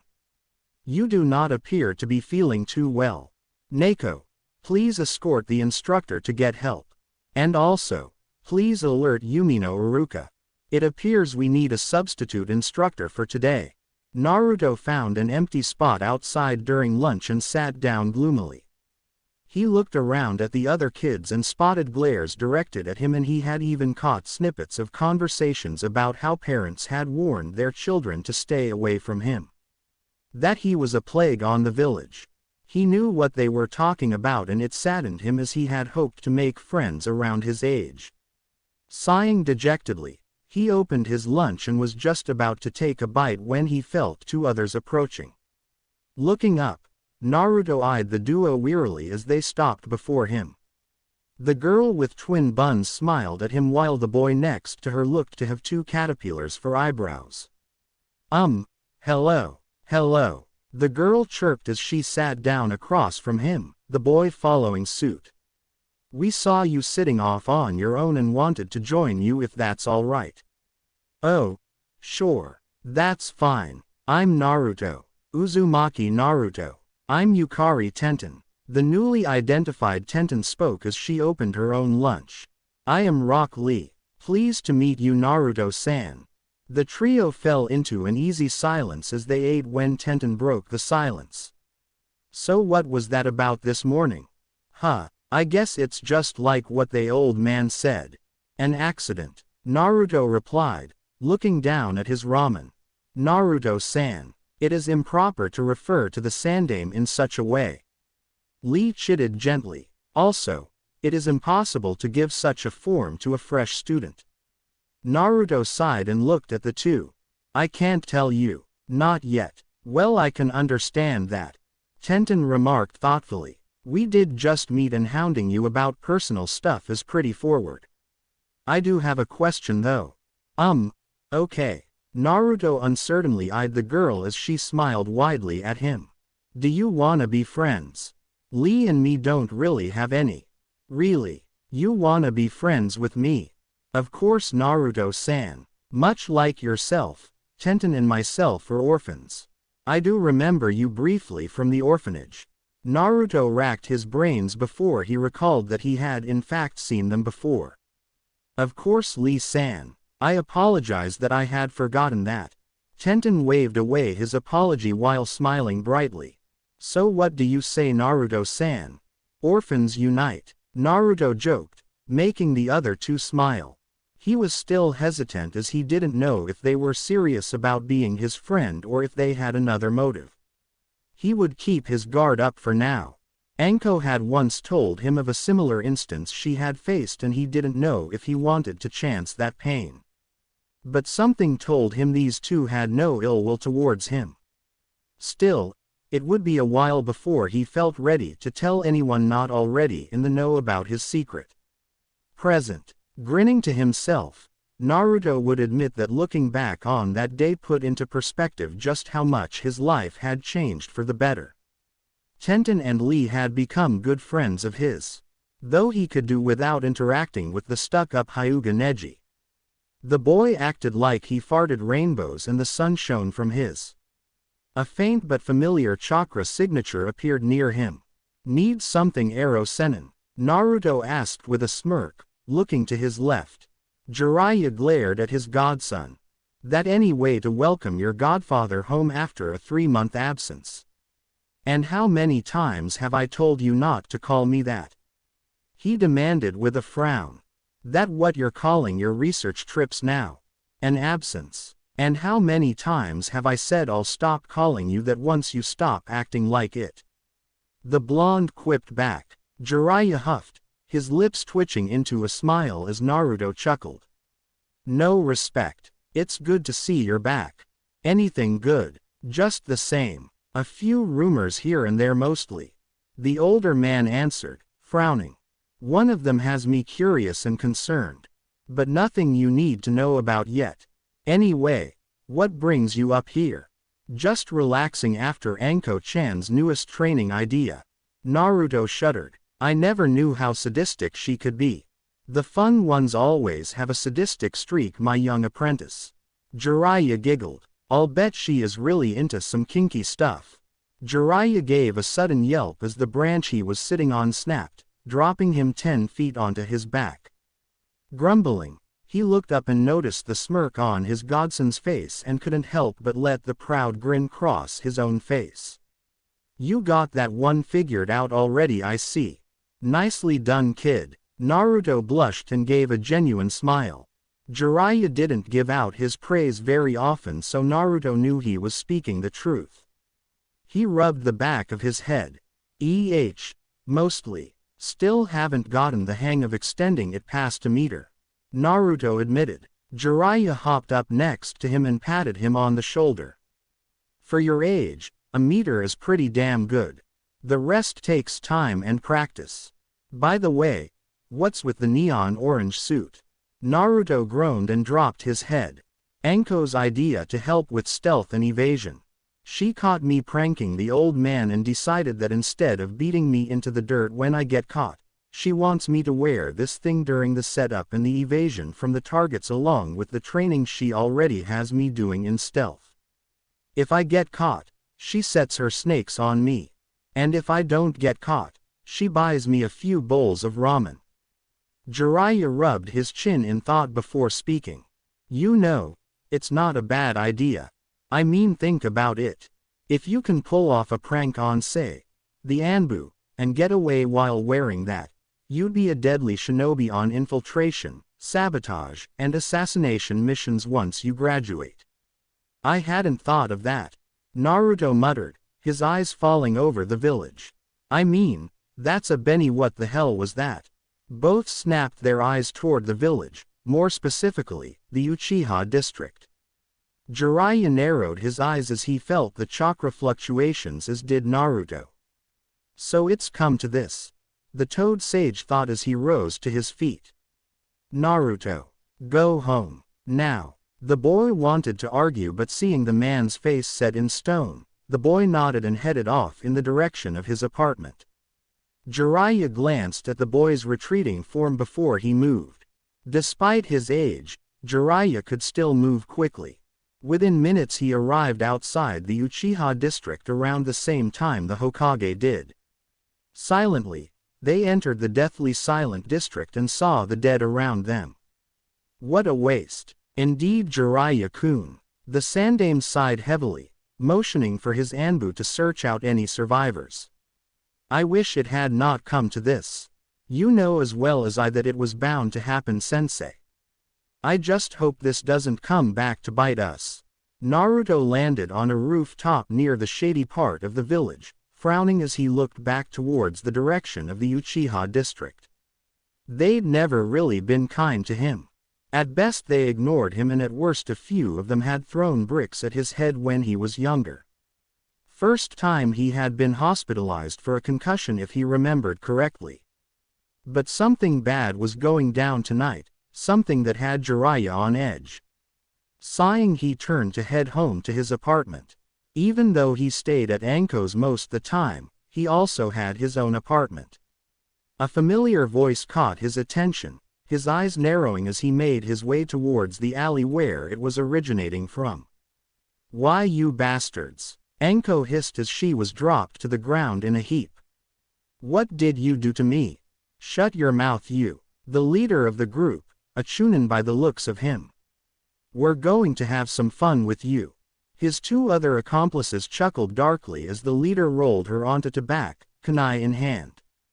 Anko's eyes widened as she knew what they wanted to do, but her body wouldn't respond.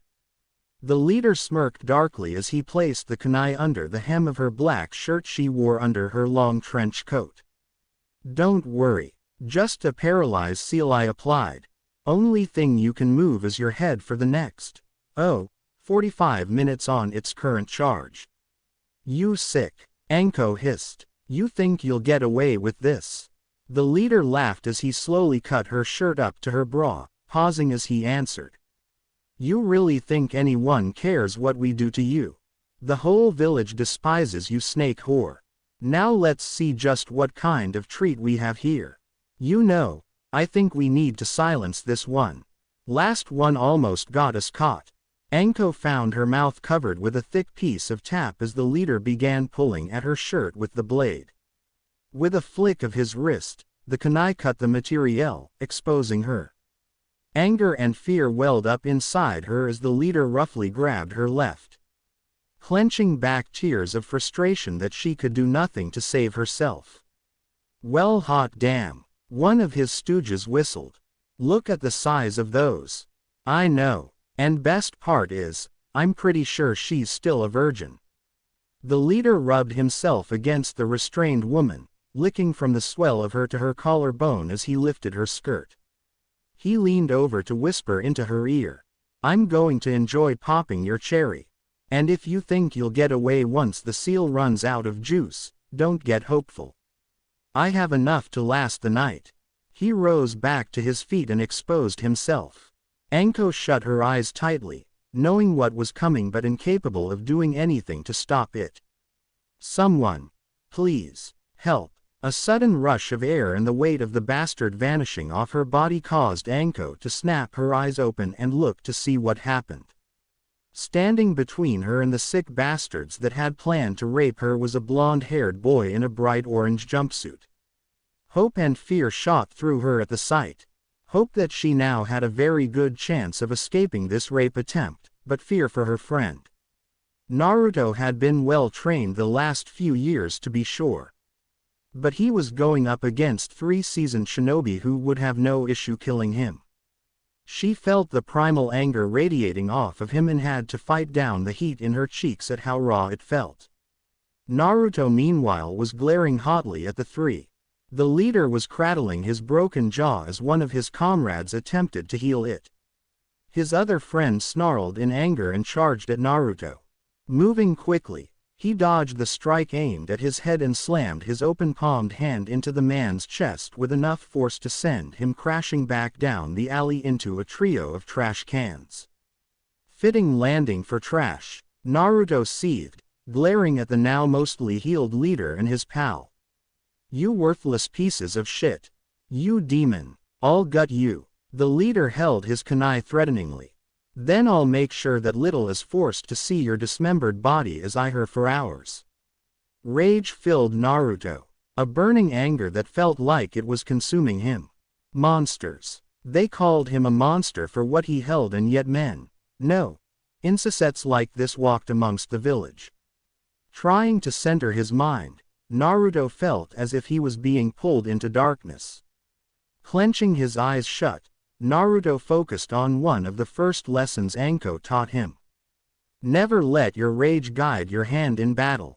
It will be the blade stabbed through your back. It is good advice, young warrior. But true wisdom is to know when to use your emotions and when not to. Naruto's eyes snapped open at hearing a deep booming voice. Before him, in what he assumed was a sewer, was a massive steel gate with some sort of seal over it. What made him take a step back was the massive fox staring down at him. The being smiled darkly with rows of massive sharp teeth at Naruto's reaction. It took the boy mere moments to realize just who he was looking at. Kyuubi no Kitsune. Uzumaki Naruto. We finally meet. Naruto shook his head and leveled a neutral look, keeping his fear and anger in check. I apologize for being rude here, but I have more pressing issues. He paused before looking around him. Though I'm wondering why we are in a sewer. I am aware of what you are doing on the outside. But time moves differently in here. Once we conclude this initial meeting, it will be as if no time passed in your battle. As to why a sewer, this is your mind and a reflection of it. Kyuubi explained before turning his gaze elsewhere. We have much to discuss, but that will need to wait. Right now, I am going to make you an offer to help save your precious Anko-chan. And what is that? A flash of white fangs greeted his question. I will give you some of my power. Naruto narrowed his eyes. In exchange for what? The fox chuckled before answering. I see you are indeed a sharp one. What I want at present is for you to turn those 3 cretins into smears on the sidewalk. I may be a demon as your kind call me, but one thing I cannot stand are rapists. Even I have some morals. This is a temporary arrangement until we have our discussion. Naruto frowned in thought. He knew his limits and figured he could probably handle the 3 with difficulty. Especially since the leader seemed to be closer to Junan's strength and the other 2 weren't too far from him. 1-on-1, he'd probably be alright. 3-on-1 was pushing it for him. And besides, would it really be a bad thing to work with the fox? Naruto nodded to himself. All right, but I won't kill them unless I have to. The fox paused before giving a nod of agreement. He knew it would cause his container trouble should he take it too far. At least once he became a shinobi, the real fun could begin. Very well, now go. Save your woman. Naruto felt himself ejected from his mind in a manner of speaking and returned to the fight he was in. Naruto felt a jolt of power run through him. Strength that would allow him to wipe these assholes off the planet. He quickly suppressed those thoughts. Ego gets you killed. Naruto snapped his eyes open and saw the flash of fear on their faces before it is replaced with rage. Naruto gave a feral grin and readied himself. You assholes ready to dance? Anko watched from her position as the 3 chunin rushed the boy, her muffled orders for him to leave her and get away not fazing him.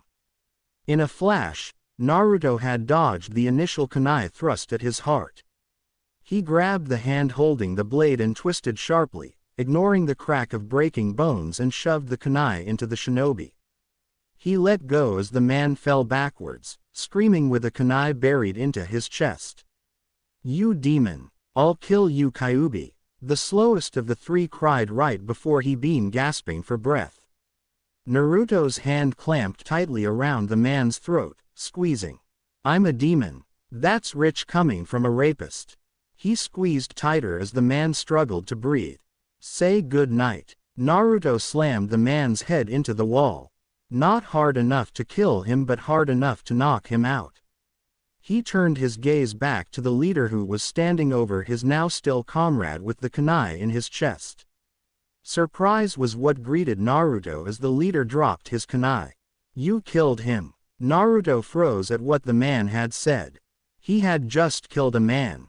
Ignore that thought, kid. Remember the old monkey's decree. And for Kami's sake, remember what they were going to do to your woman. Naruto shook his head like a fox would shake itself to get water off and glared at the chunin, walking toward him calmly.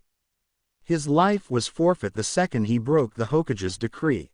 So is yours and your friends. You monster. The chunin yelled before charging at Naruto, kunai retrieved from the ground. Naruto didn't pause, and reacting on pure instinct, extended his arm and watched in amazement as some kind of chains shot from his hand and slammed into the chunin's torso, right through his heart. Naruto watched as the life left the man's eyes and his body went limp. The chains retracted and Naruto stood completely still, eyes clenched shut. He felt a hand on his shoulder. You okay? Yeah, for now. Kakashi looked over the 3 dead chunin with acceptance, having caught the last few seconds. Naruto had been right. These men would have been dead. One would be joining his comrades fairly quickly once his interrogation was done. He could guess what had happened by the view of Anko, her well-endowed chest still exposed to the world as she looked at Naruto in awe and pride. And a healthy dose of shock if Kakashi was correct. Get Anko home, Ototo. I've already sent for a clean-up crew. I'll also speak with the Hokage, so expect him to call on you in the morning. This broke Naruto from his shook. Nodding, he turned and made his way to Anko, trying very hard to keep his eyes above the neck.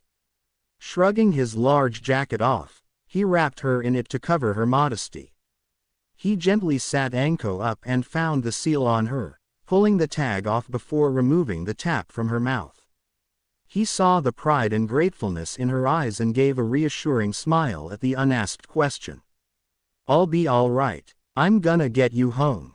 The seal may be gone, but it will take about 10 minutes before the effects fully drop off. He easily scooped Anko into his arms, pulling her tightly to his chest to make sure she'd be secure on the trip. With a final look at the aftermath, Naruto took to the rooftops and headed to Anko's apartment. The trip took the full 10 minutes as he wanted to be sure he didn't drop the woman he considered his best friend, so she was able to stand once they got there. She had been silent the whole trip. And Naruto. Wait here for a minute, all right. I'm going to go change. Her voice was subdued as she looked at him with pleading eyes. Naruto nodded and started looking at the pictures, smiling as he saw a lot of them where of the two of them. All happy memories. He turned and saw her walking out of the bedroom, sweatpants and a dark orange shirt that had a familiar red swirl. She'd swapped the shirt from Naruto's apartment a year ago after a massive backfire during one of the many training sessions. The shirt was really big on him but fit her perfectly. He gave a surprised cry as she pulled him with her to sit on the couch. The woman leaned her head against his side as she stretched out on the couch, her arms wrapped around his torso. Stay tonight, please. Naruto just put his arm over her in response. She hated feeling weak like she did right now, but after what just happened, she needed a friend and more importantly, needed him to stay. This was the second time he had saved her from a fate worse than death and she wouldn't admit it, but right now she felt safer with him there. And that's what happened. Naruto finished. The Hokage steepled his fingers, peering at Naruto over them. It had been over 2 weeks since not only the Uchiha massacre as it was being called and the attempted rape of Mitarashi Anko. Hiruzen was also keenly aware of the issue with the only surviving Uchiha. The last loyal Uchiha he was being called. Hiruzen suspected that Uchiha Sasuke would remain loyal only so long as the village could provide him with the power to kill his brother.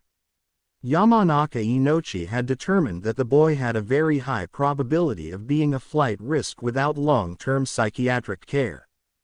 The civilian council had politely declined the suggestion.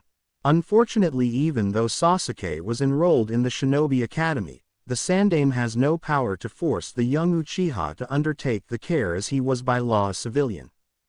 Hiruzen had been thinking on a solution the last few weeks. He had already spoken to Anko and Kakashi about the event after Anko had been cleared by Inochi. He also spoke with Ibiki the day after the prisoner had been interrogated. I see. Hiruzen finally spoke. I do believe you did the right thing. But there is an issue. Oh, Hiruzen smiled. Yes. You see, you are still a civilian. You technically do not have the authority to carry out my decree. If the civilian council got involved, it would make things difficult. Naruto felt his stomach drop. What the Sandaime was saying was true. If he was a shinobi, the civilians couldn't touch him for upholding the decree. However, they could make a real case he was unstable and that he had staged the attempt on Anko despite no one believing that. It was a thin reasoning, but it would warrant a full evaluation into his mental health in the civilian centers despite protests from the Hokage and Jiraiya himself. And even though he probably wouldn't get that far, A rumor of him killing Konoha shinobi, justified or not, would only stoke the anger a good portion of the village that detested him. So I'm screwed. Not necessarily, the Hokage remarked, smirking. I understand you have been holding back in the academy, yes? Yeah, Ero Sennin and Anko-chan told me a shinobi's greatest advantage is secrecy. I asked why people try so hard to be top dog in the academy since it puts a spotlight on them. Naruto frowned. They kinda got surprised at what I said and told me to limit myself to avoid becoming an easy target. Well, I admit I never thought of it in that way. Hiruzen remarked thoughtfully before continuing. In that case that explains why you have held a standing 3 or 4 ranks above the dead last slot. Gigi, what does this have to do with me not getting an angry mob after me? Naruto asked in confusion, wondering if maybe the old man was going senile. The Sandaime sighed. Naruto-kun, I have a long-term secret mission. I need someone I know will be close to the target once they begin missions outside of the village in a few years. He paused and saw the young boy's curiosity. I know who would be able to fulfill this mission as they understand what it means to be a shinobi. But I cannot assign him this mission. Why? They sound like they would be perfect. I'm glad you think so, Naruto-kun. I can't assign him the mission because you are not a shinobi yet. What? Naruto was bewildered. Seriously, what does this have to do with not ticking off people that want to see me dead? Naruto-kun, you have been trained these last 3 years by very strong Chunin, an Anbu captain, and my own former student Jiraiya-kun. The Sandaime explained. You are yourself near Chunin level in most of your skills. Your stealth skills are Junin level if reports are anything to go by. You also completely wiped the floor with 3 Chunin that were borderline Junin. You fought smart and efficiently. I'd say the rescue of a senior shinobi by a Chunin level academy student merits a field promotion to Genin. You can't be serious, old man. Naruto just stared at the smirking man in complete shock. You bet I am, you little Gaki. And no, I'm not going senile. He lit his pipe and took a draw before continuing. If I do promote you, it will allow me to classify the deaths as punishment for violation of my decree. It also removes you from the possible interference from the civilian council. Do not think this is merely charity, Naruto-kun. There have been others like you that were promoted from the academy. Naruto slowly rubbed the back of his head. What's the catch? The catch, Naruto-kun, is simple. Only a few others will be aware of your status as a shinobi.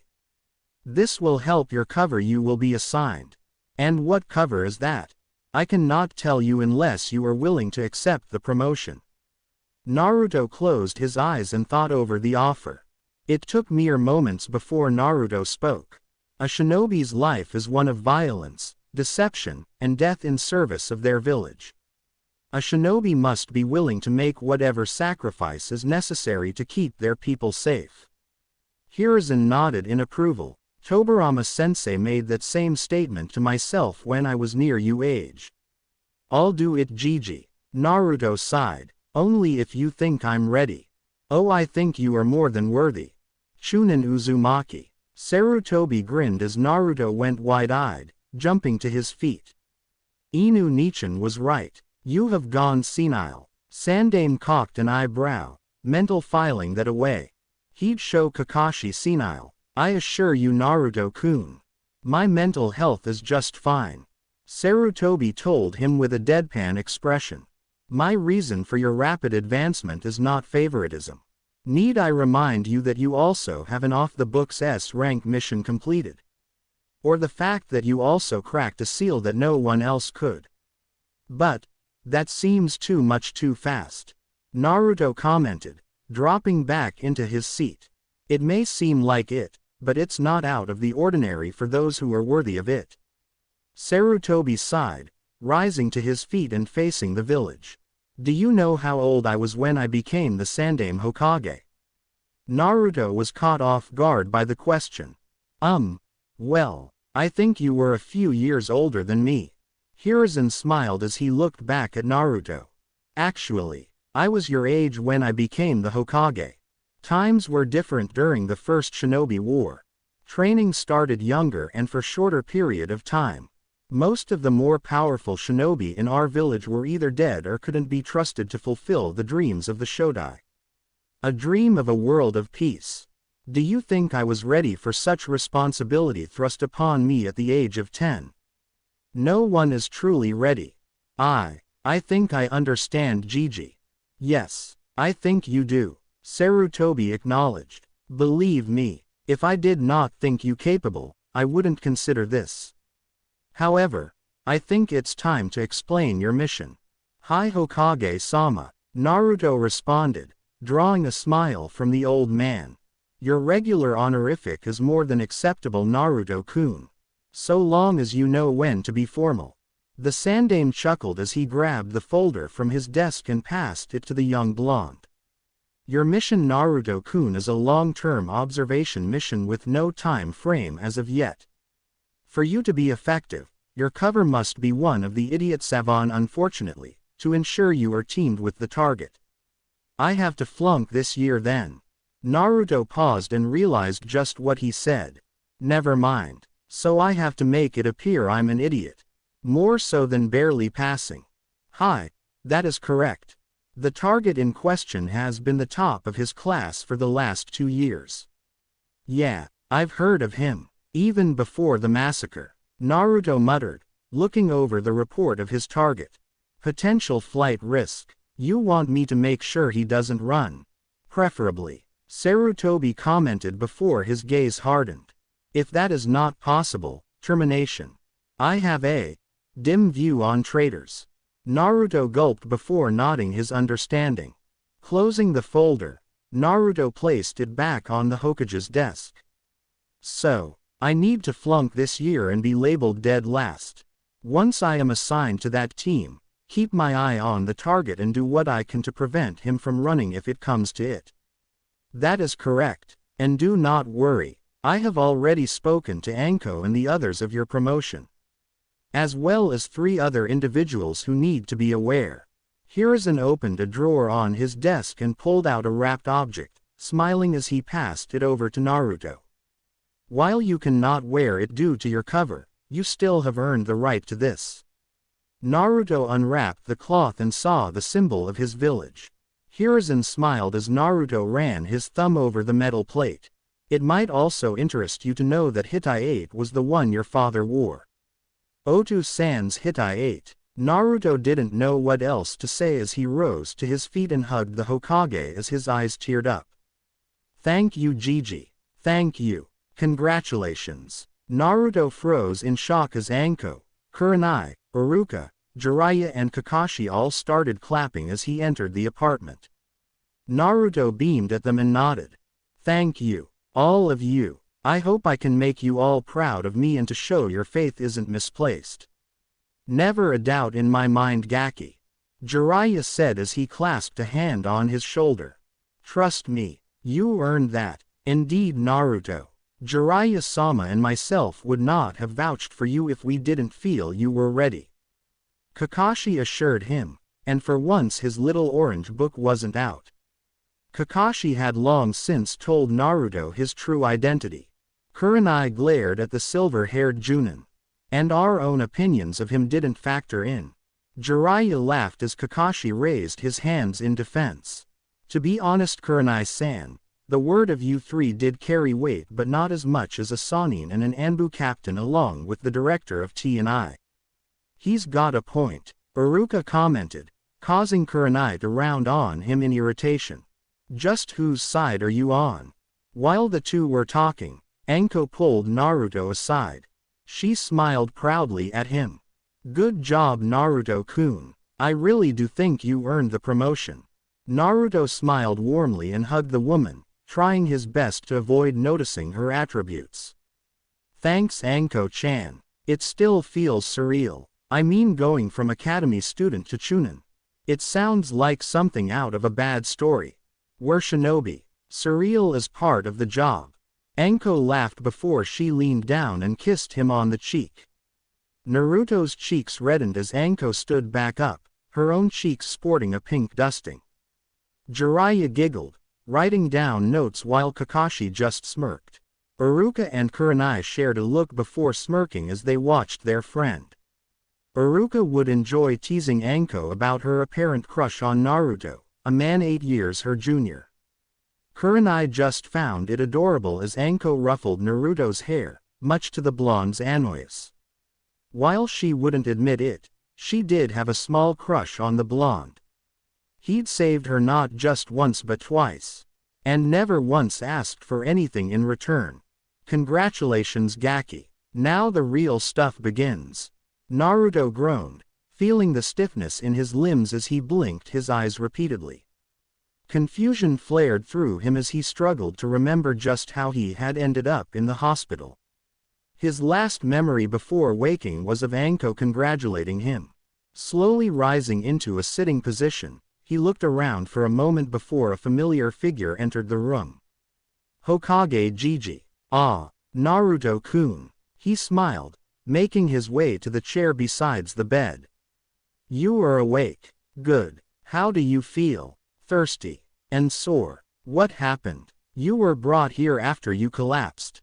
According to Inu-kun, you successfully defeated 3 Chunin opponents. The old man explained. Apparently one of them had a poisoned blade. What? But that was 3 weeks ago. The Hokage could see the confusion on the young boy's face and smiled. You've been unconscious the past 3 days, Naruto-kun. The poison would have killed anyone else except my old student Tsunade.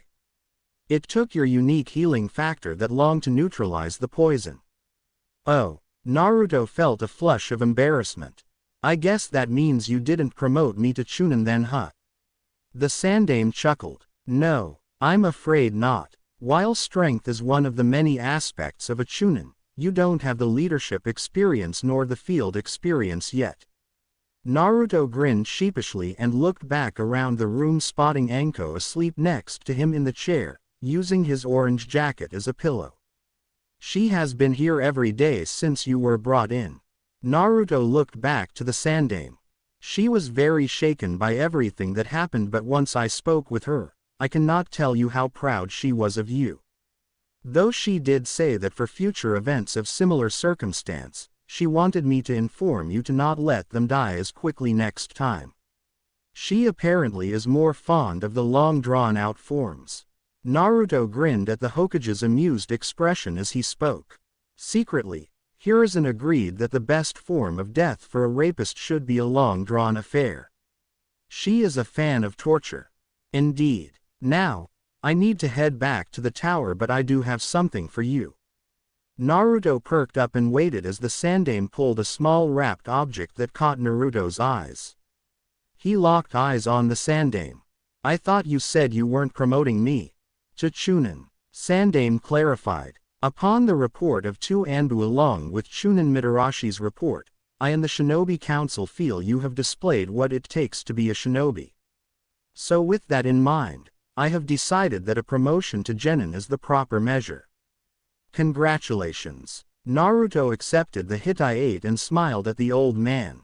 Thank you. You earned it. Now, I'd like for you to report to my office tomorrow morning.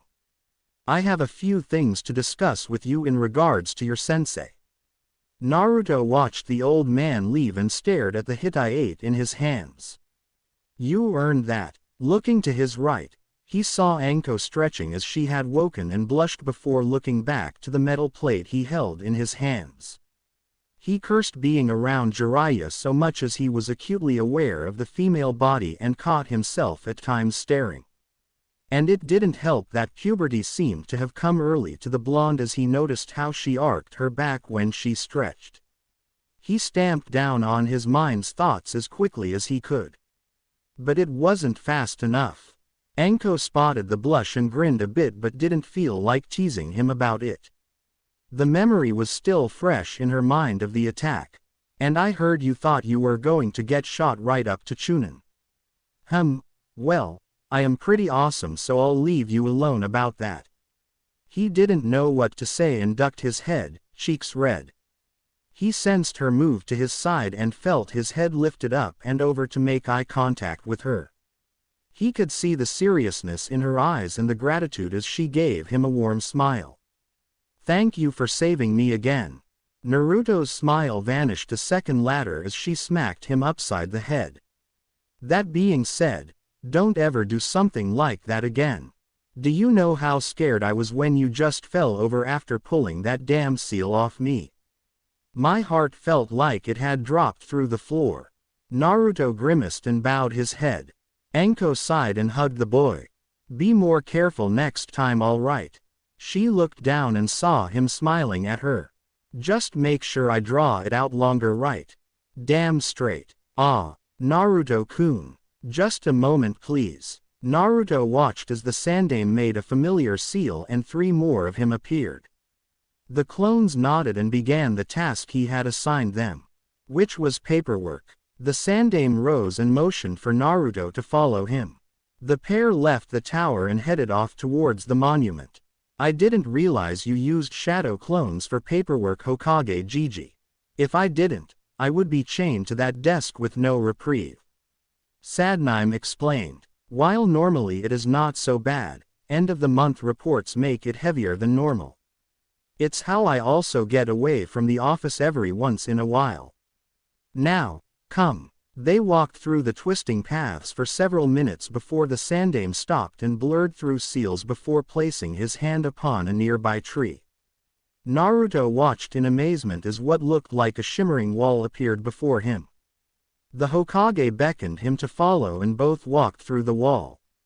Looking around him, he was amazed at the beauty of the clearing as he followed the Sandaime to the edge of a pond. Sitting down, Hiruzen began puffing his pipe as Naruto sat across from him. "Much better. Now we can talk. So, you are curious as to who your sensei will be, correct?" "Hi. Would you like to take a guess?" Naruto thought for a moment. "Inu Nichan." "No, Naruto." Hiruzen chuckled. "Your sensei is going to be Jiraiya-kun. He has claimed you as his apprentice, which is good fortune for you. Had you continued through the academy, there is a chance you would not have moved into the shinobi ranks." What do you mean? Tell me, Naruto. Do you know what it is that makes us the strongest village? It is not our numbers, but the quality of our shinobi. Before one takes their place, they must prove to their Junin sensei they have the ability and will to join." The old man paused and turned his gaze out over the clearing. "Our village has always placed the quality of shinobi over anything else. We are also ones who prioritize never leaving a comrade. When the prospective genin are tested, they must show they can put their team over themselves. Teamwork is the greatest tool we have as shinobi besides secrecy. Our will of fire ensure that as long as we stand as one, we can accomplish more than anyone else." Naruto blinked before understanding what he said was correct. Sandaime turned his gaze back to Naruto. "Only 3 teams on average actually make it past the true genin test. Too many times in the past the lessons are learned at the expense of a shinobi's life or their comrades. That is why we do our best to ensure only those who can truly embody our values continue on." "I understand what you mean, Gigi. Our bonds make us stronger." He paused and looked at the Hokage with some fear. "Do I need to pass a test before Ero Sennin can have me as his apprentice?" The Sandaime chuckled. "No, an apprentice can be selected by a Junin should the prospective student show the potential. You have shown that potential splendidly over the last few years.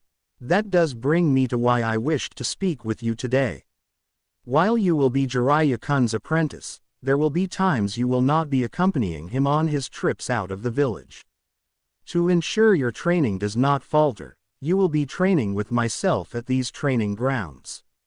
For missions, you'll most likely team up with other genin teams if Jiraiya is not present. I get to train with you.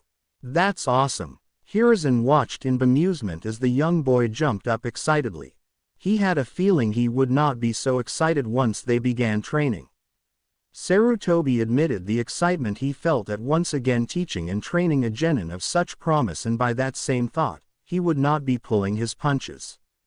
Naruto froze at the evil grin on the old man's face and felt a tingle of fear. What's with the grin? Just thinking on how much fun this is going to be. And trust me Naruto, with my training you only have two options. What are they? Sarutobi leveled a calm look at the blonde. Survive or die. Anko raised an eyebrow as Naruto limped through the door, looking much worse for wear. She could see the exhaustion in his face and the soreness he had to be feeling. Fun day of training. Gigi is a sadist. The deadpan tone caused Anko to giggle at the young man's response. She had heard stories of how the old man liked to train people into the dirt and then even harder. He was of the mind that the harder the training, the tougher the shinobi. It can't be that bad. You don't have any limbs missing. Naruto glowered at Anko before shuffling to the bathroom, desiring a nice hot shower. Shaking her head, Anko went back to finishing dinner for the two and plopped onto her couch. 30 minutes later, a refreshed-looking Naruto stepped out of the bathroom and made his way to the kitchen to grab his own food. So, how was it? Well, Gigi wanted to see where I stood in taijutsu, genjutsu, and ninjutsu. He explained between bites. He said my taijutsu was more than acceptable as with my ninjutsu. My genjutsu is trash though. Not surprised there. Your reserves are way too big to have the fine control needed for genjutsu. Exactly what he said. He also recommended I look into fuinjutsu in a kenjutsu form, but not to rush it. It's good advice, Anko commented, lazily flicking through the channels on the television. Most of us don't specialize until reaching Junin. Some of us find our preferred weapon of choice early. Like with my style, Senbon are a perfect fit. I can either knock you out or kill you painfully. All from a little Senbon. Naruto leveled his flat look at the woman as she smiled brightly after finishing her statement. She gave Naruto a wink and he shook his head. You know, sometimes I wonder about you. Little Naru-chan thinks about little old me sometimes. She exaggerated, batting her eyelashes. Makes me feel all special inside. At least both of us think you special. Naruto teased. Anko punched his shoulder and settled back to watch the TV. I am serious though. You need to find a weapon that fits your style. I got time to figure that out though. Naruto commented. For now, I'll work on the skills I can and keep an eye open for any kenjutsu style that catches my eye. Sarutobi grinned as he watched his student rise back to his feet. He wouldn't admit this outright, but he was impressed with Naruto's drive to push on. It reminded him of his early times training Jiraiya, Tsunade, and Orochimaru.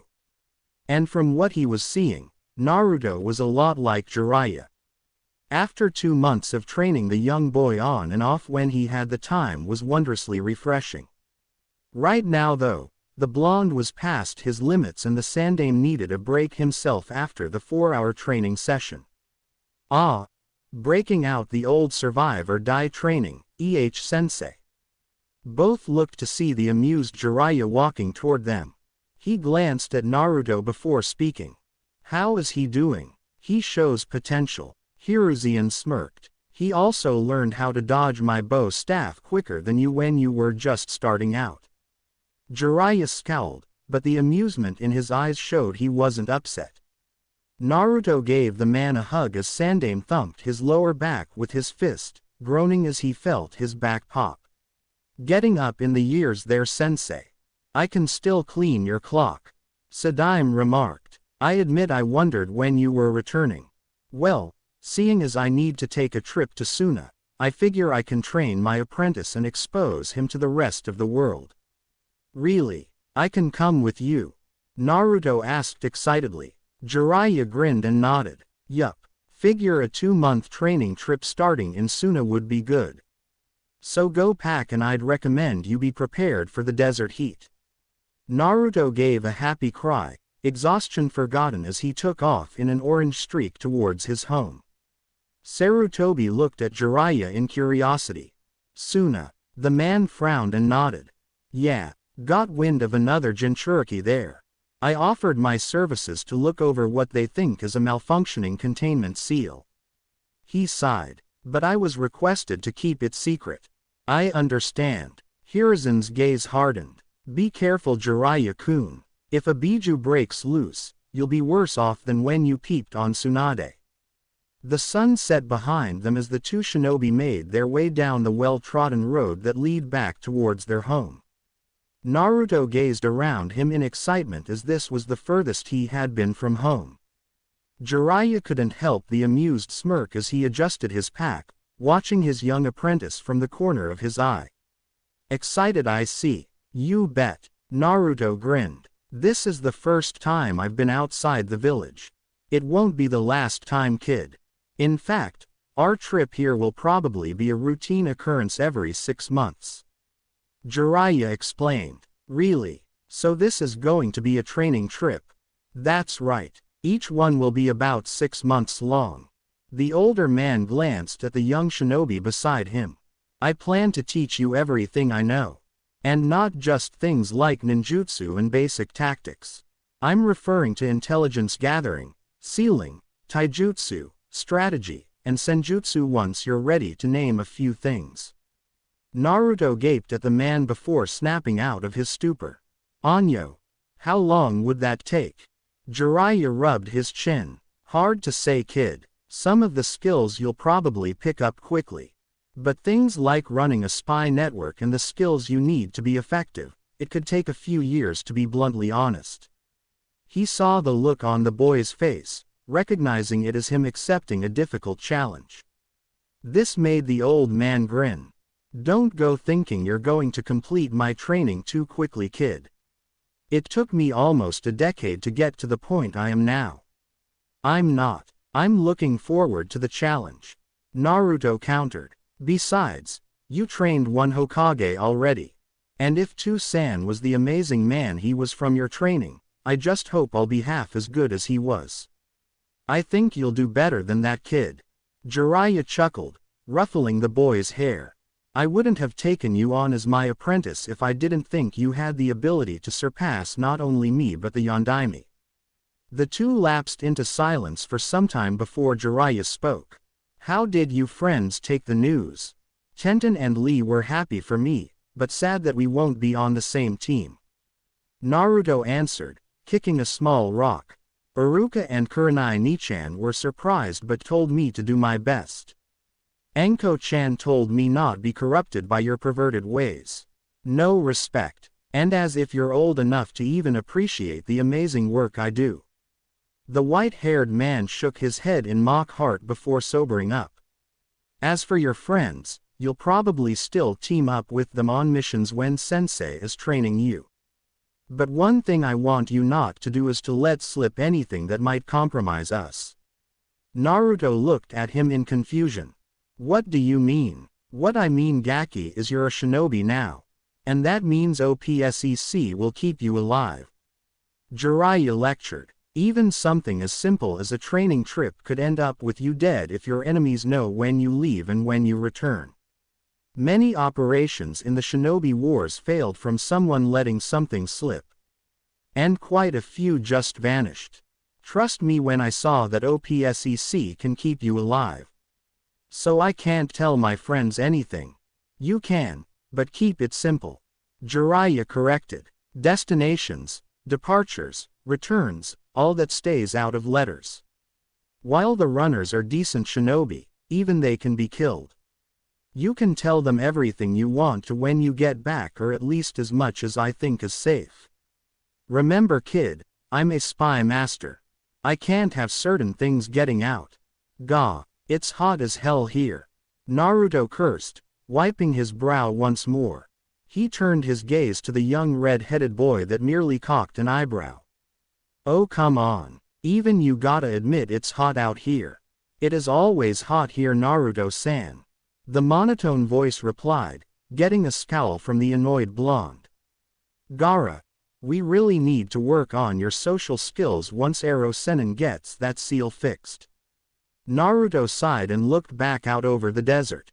He and Jiraiya had been there for several days and Naruto had bumped into Gaara, the Kazecage's son, not long after arrival. It had been extremely uncomfortable at first, but Naruto had managed to strike up a comradeship with the container of the Ichibi. His mind wandered back to their meeting. Flashback. Jiraiya-sama, welcome and thank you for coming. The voice of the Kazekage greeted them from behind a large screen. I see you have a young companion with you.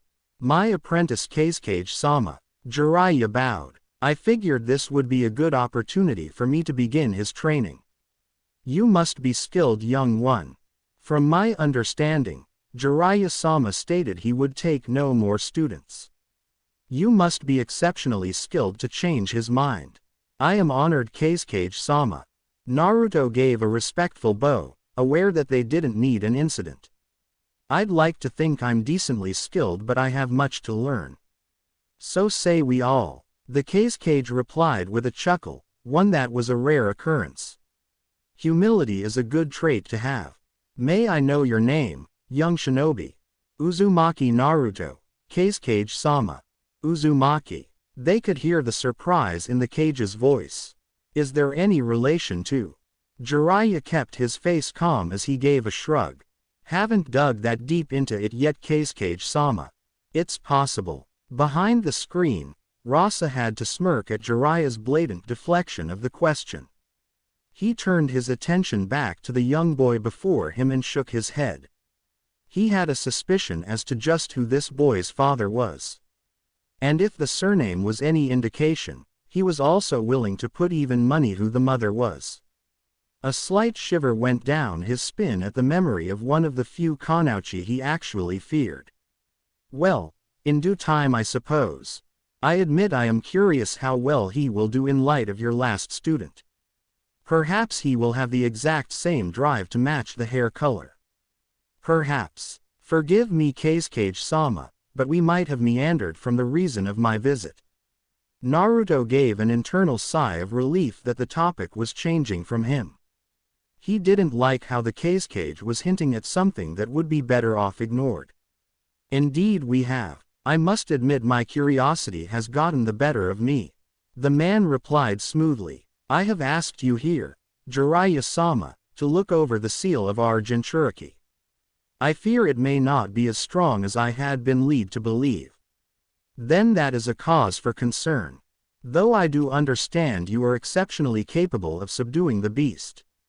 That may be, but I would rather forego the amount of paperwork that follows. Rasa answered, annoyance in his voice.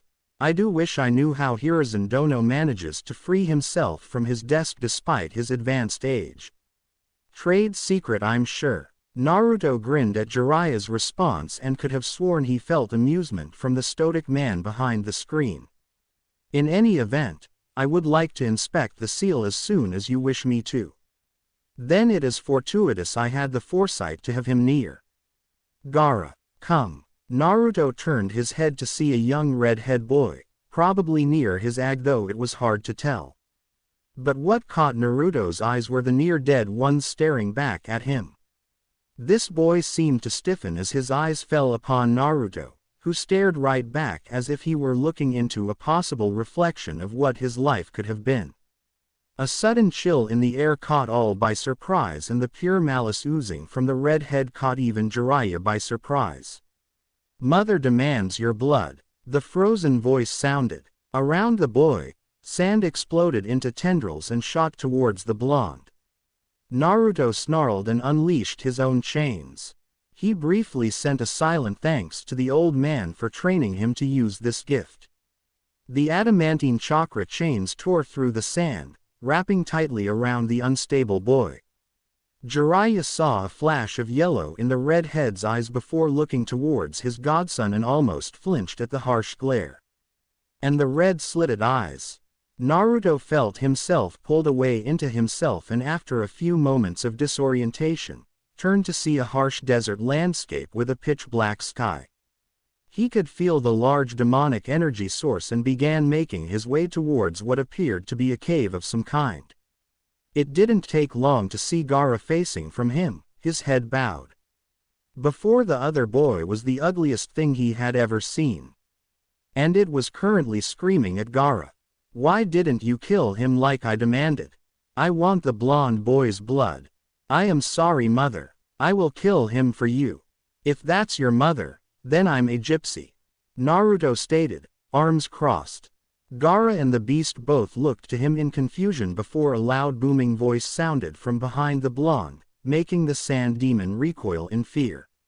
You dare try and kill me. Kurama, how?" The massive fox snarled as it stepped forward, rage radiating from the majestic king of demons. "Do you fail to remember the bond we share, dear brother? When you tried to kill my container, it allowed me to force the connection between our mindscapes. And boy, stop referring to this obese trash panda as your mother. He loves nothing but himself. I didn't mean it." The one-tail tried to appease the Kyuubi. I wanted to help you out. Yeah, let you get out again and stretch your tails." The massive flash of fangs in a terrifying grin did nothing to settle the nerves. Oh, before anyone could do more than blink, Kurama moved and pinned the sand demon to the floor with one of his massive hands. Lowering his muzzle to mere inches from the other demon, he spoke. "Shukaku, one-tails of the sand. You have one chance to live and you will follow my orders. If you do not, I will kill you. And it will be permanent. You know I can do that, brother." All right, I'll do whatever the hell you want me to." Wise. The fox tightened his grip, making Shukaku gasp in pain. "First, you will cease your attempts to escape or harm the mind of your container. Because once the seal that's almost as useless as you is corrected, destroying your host's mind will kill you." The Aikibi nodded frantically, trying to get the fox to loosen his hold on his neck.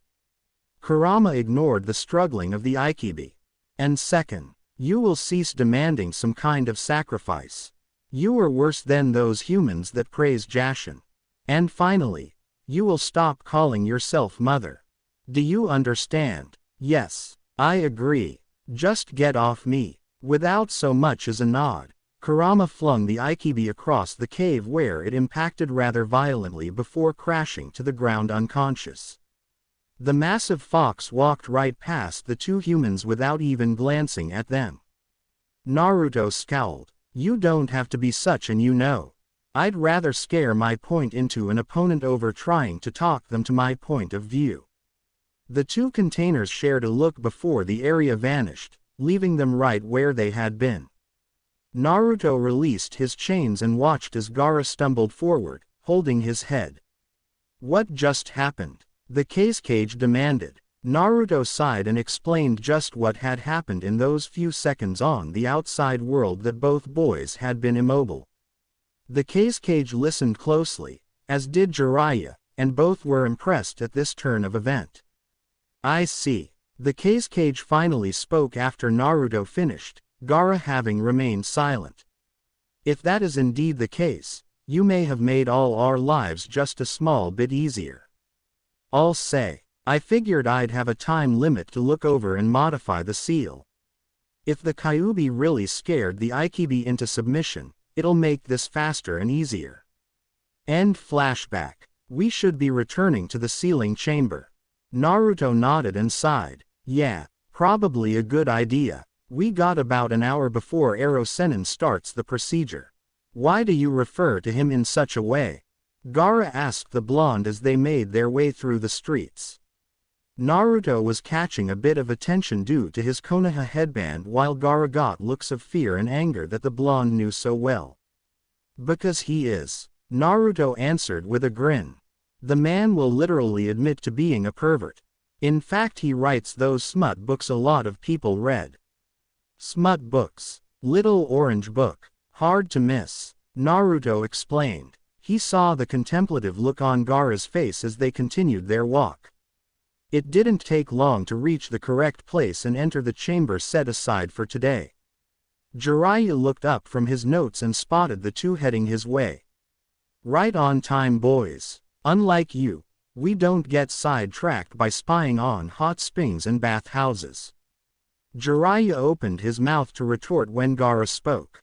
What need would you have to spy on a bathhouse? Nothing you need to worry about, kid. Jiraiya waved it off before turning serious. Are you ready for this? It won't exactly be painless. If it makes me stronger so I may protect my village and my siblings, I will endure.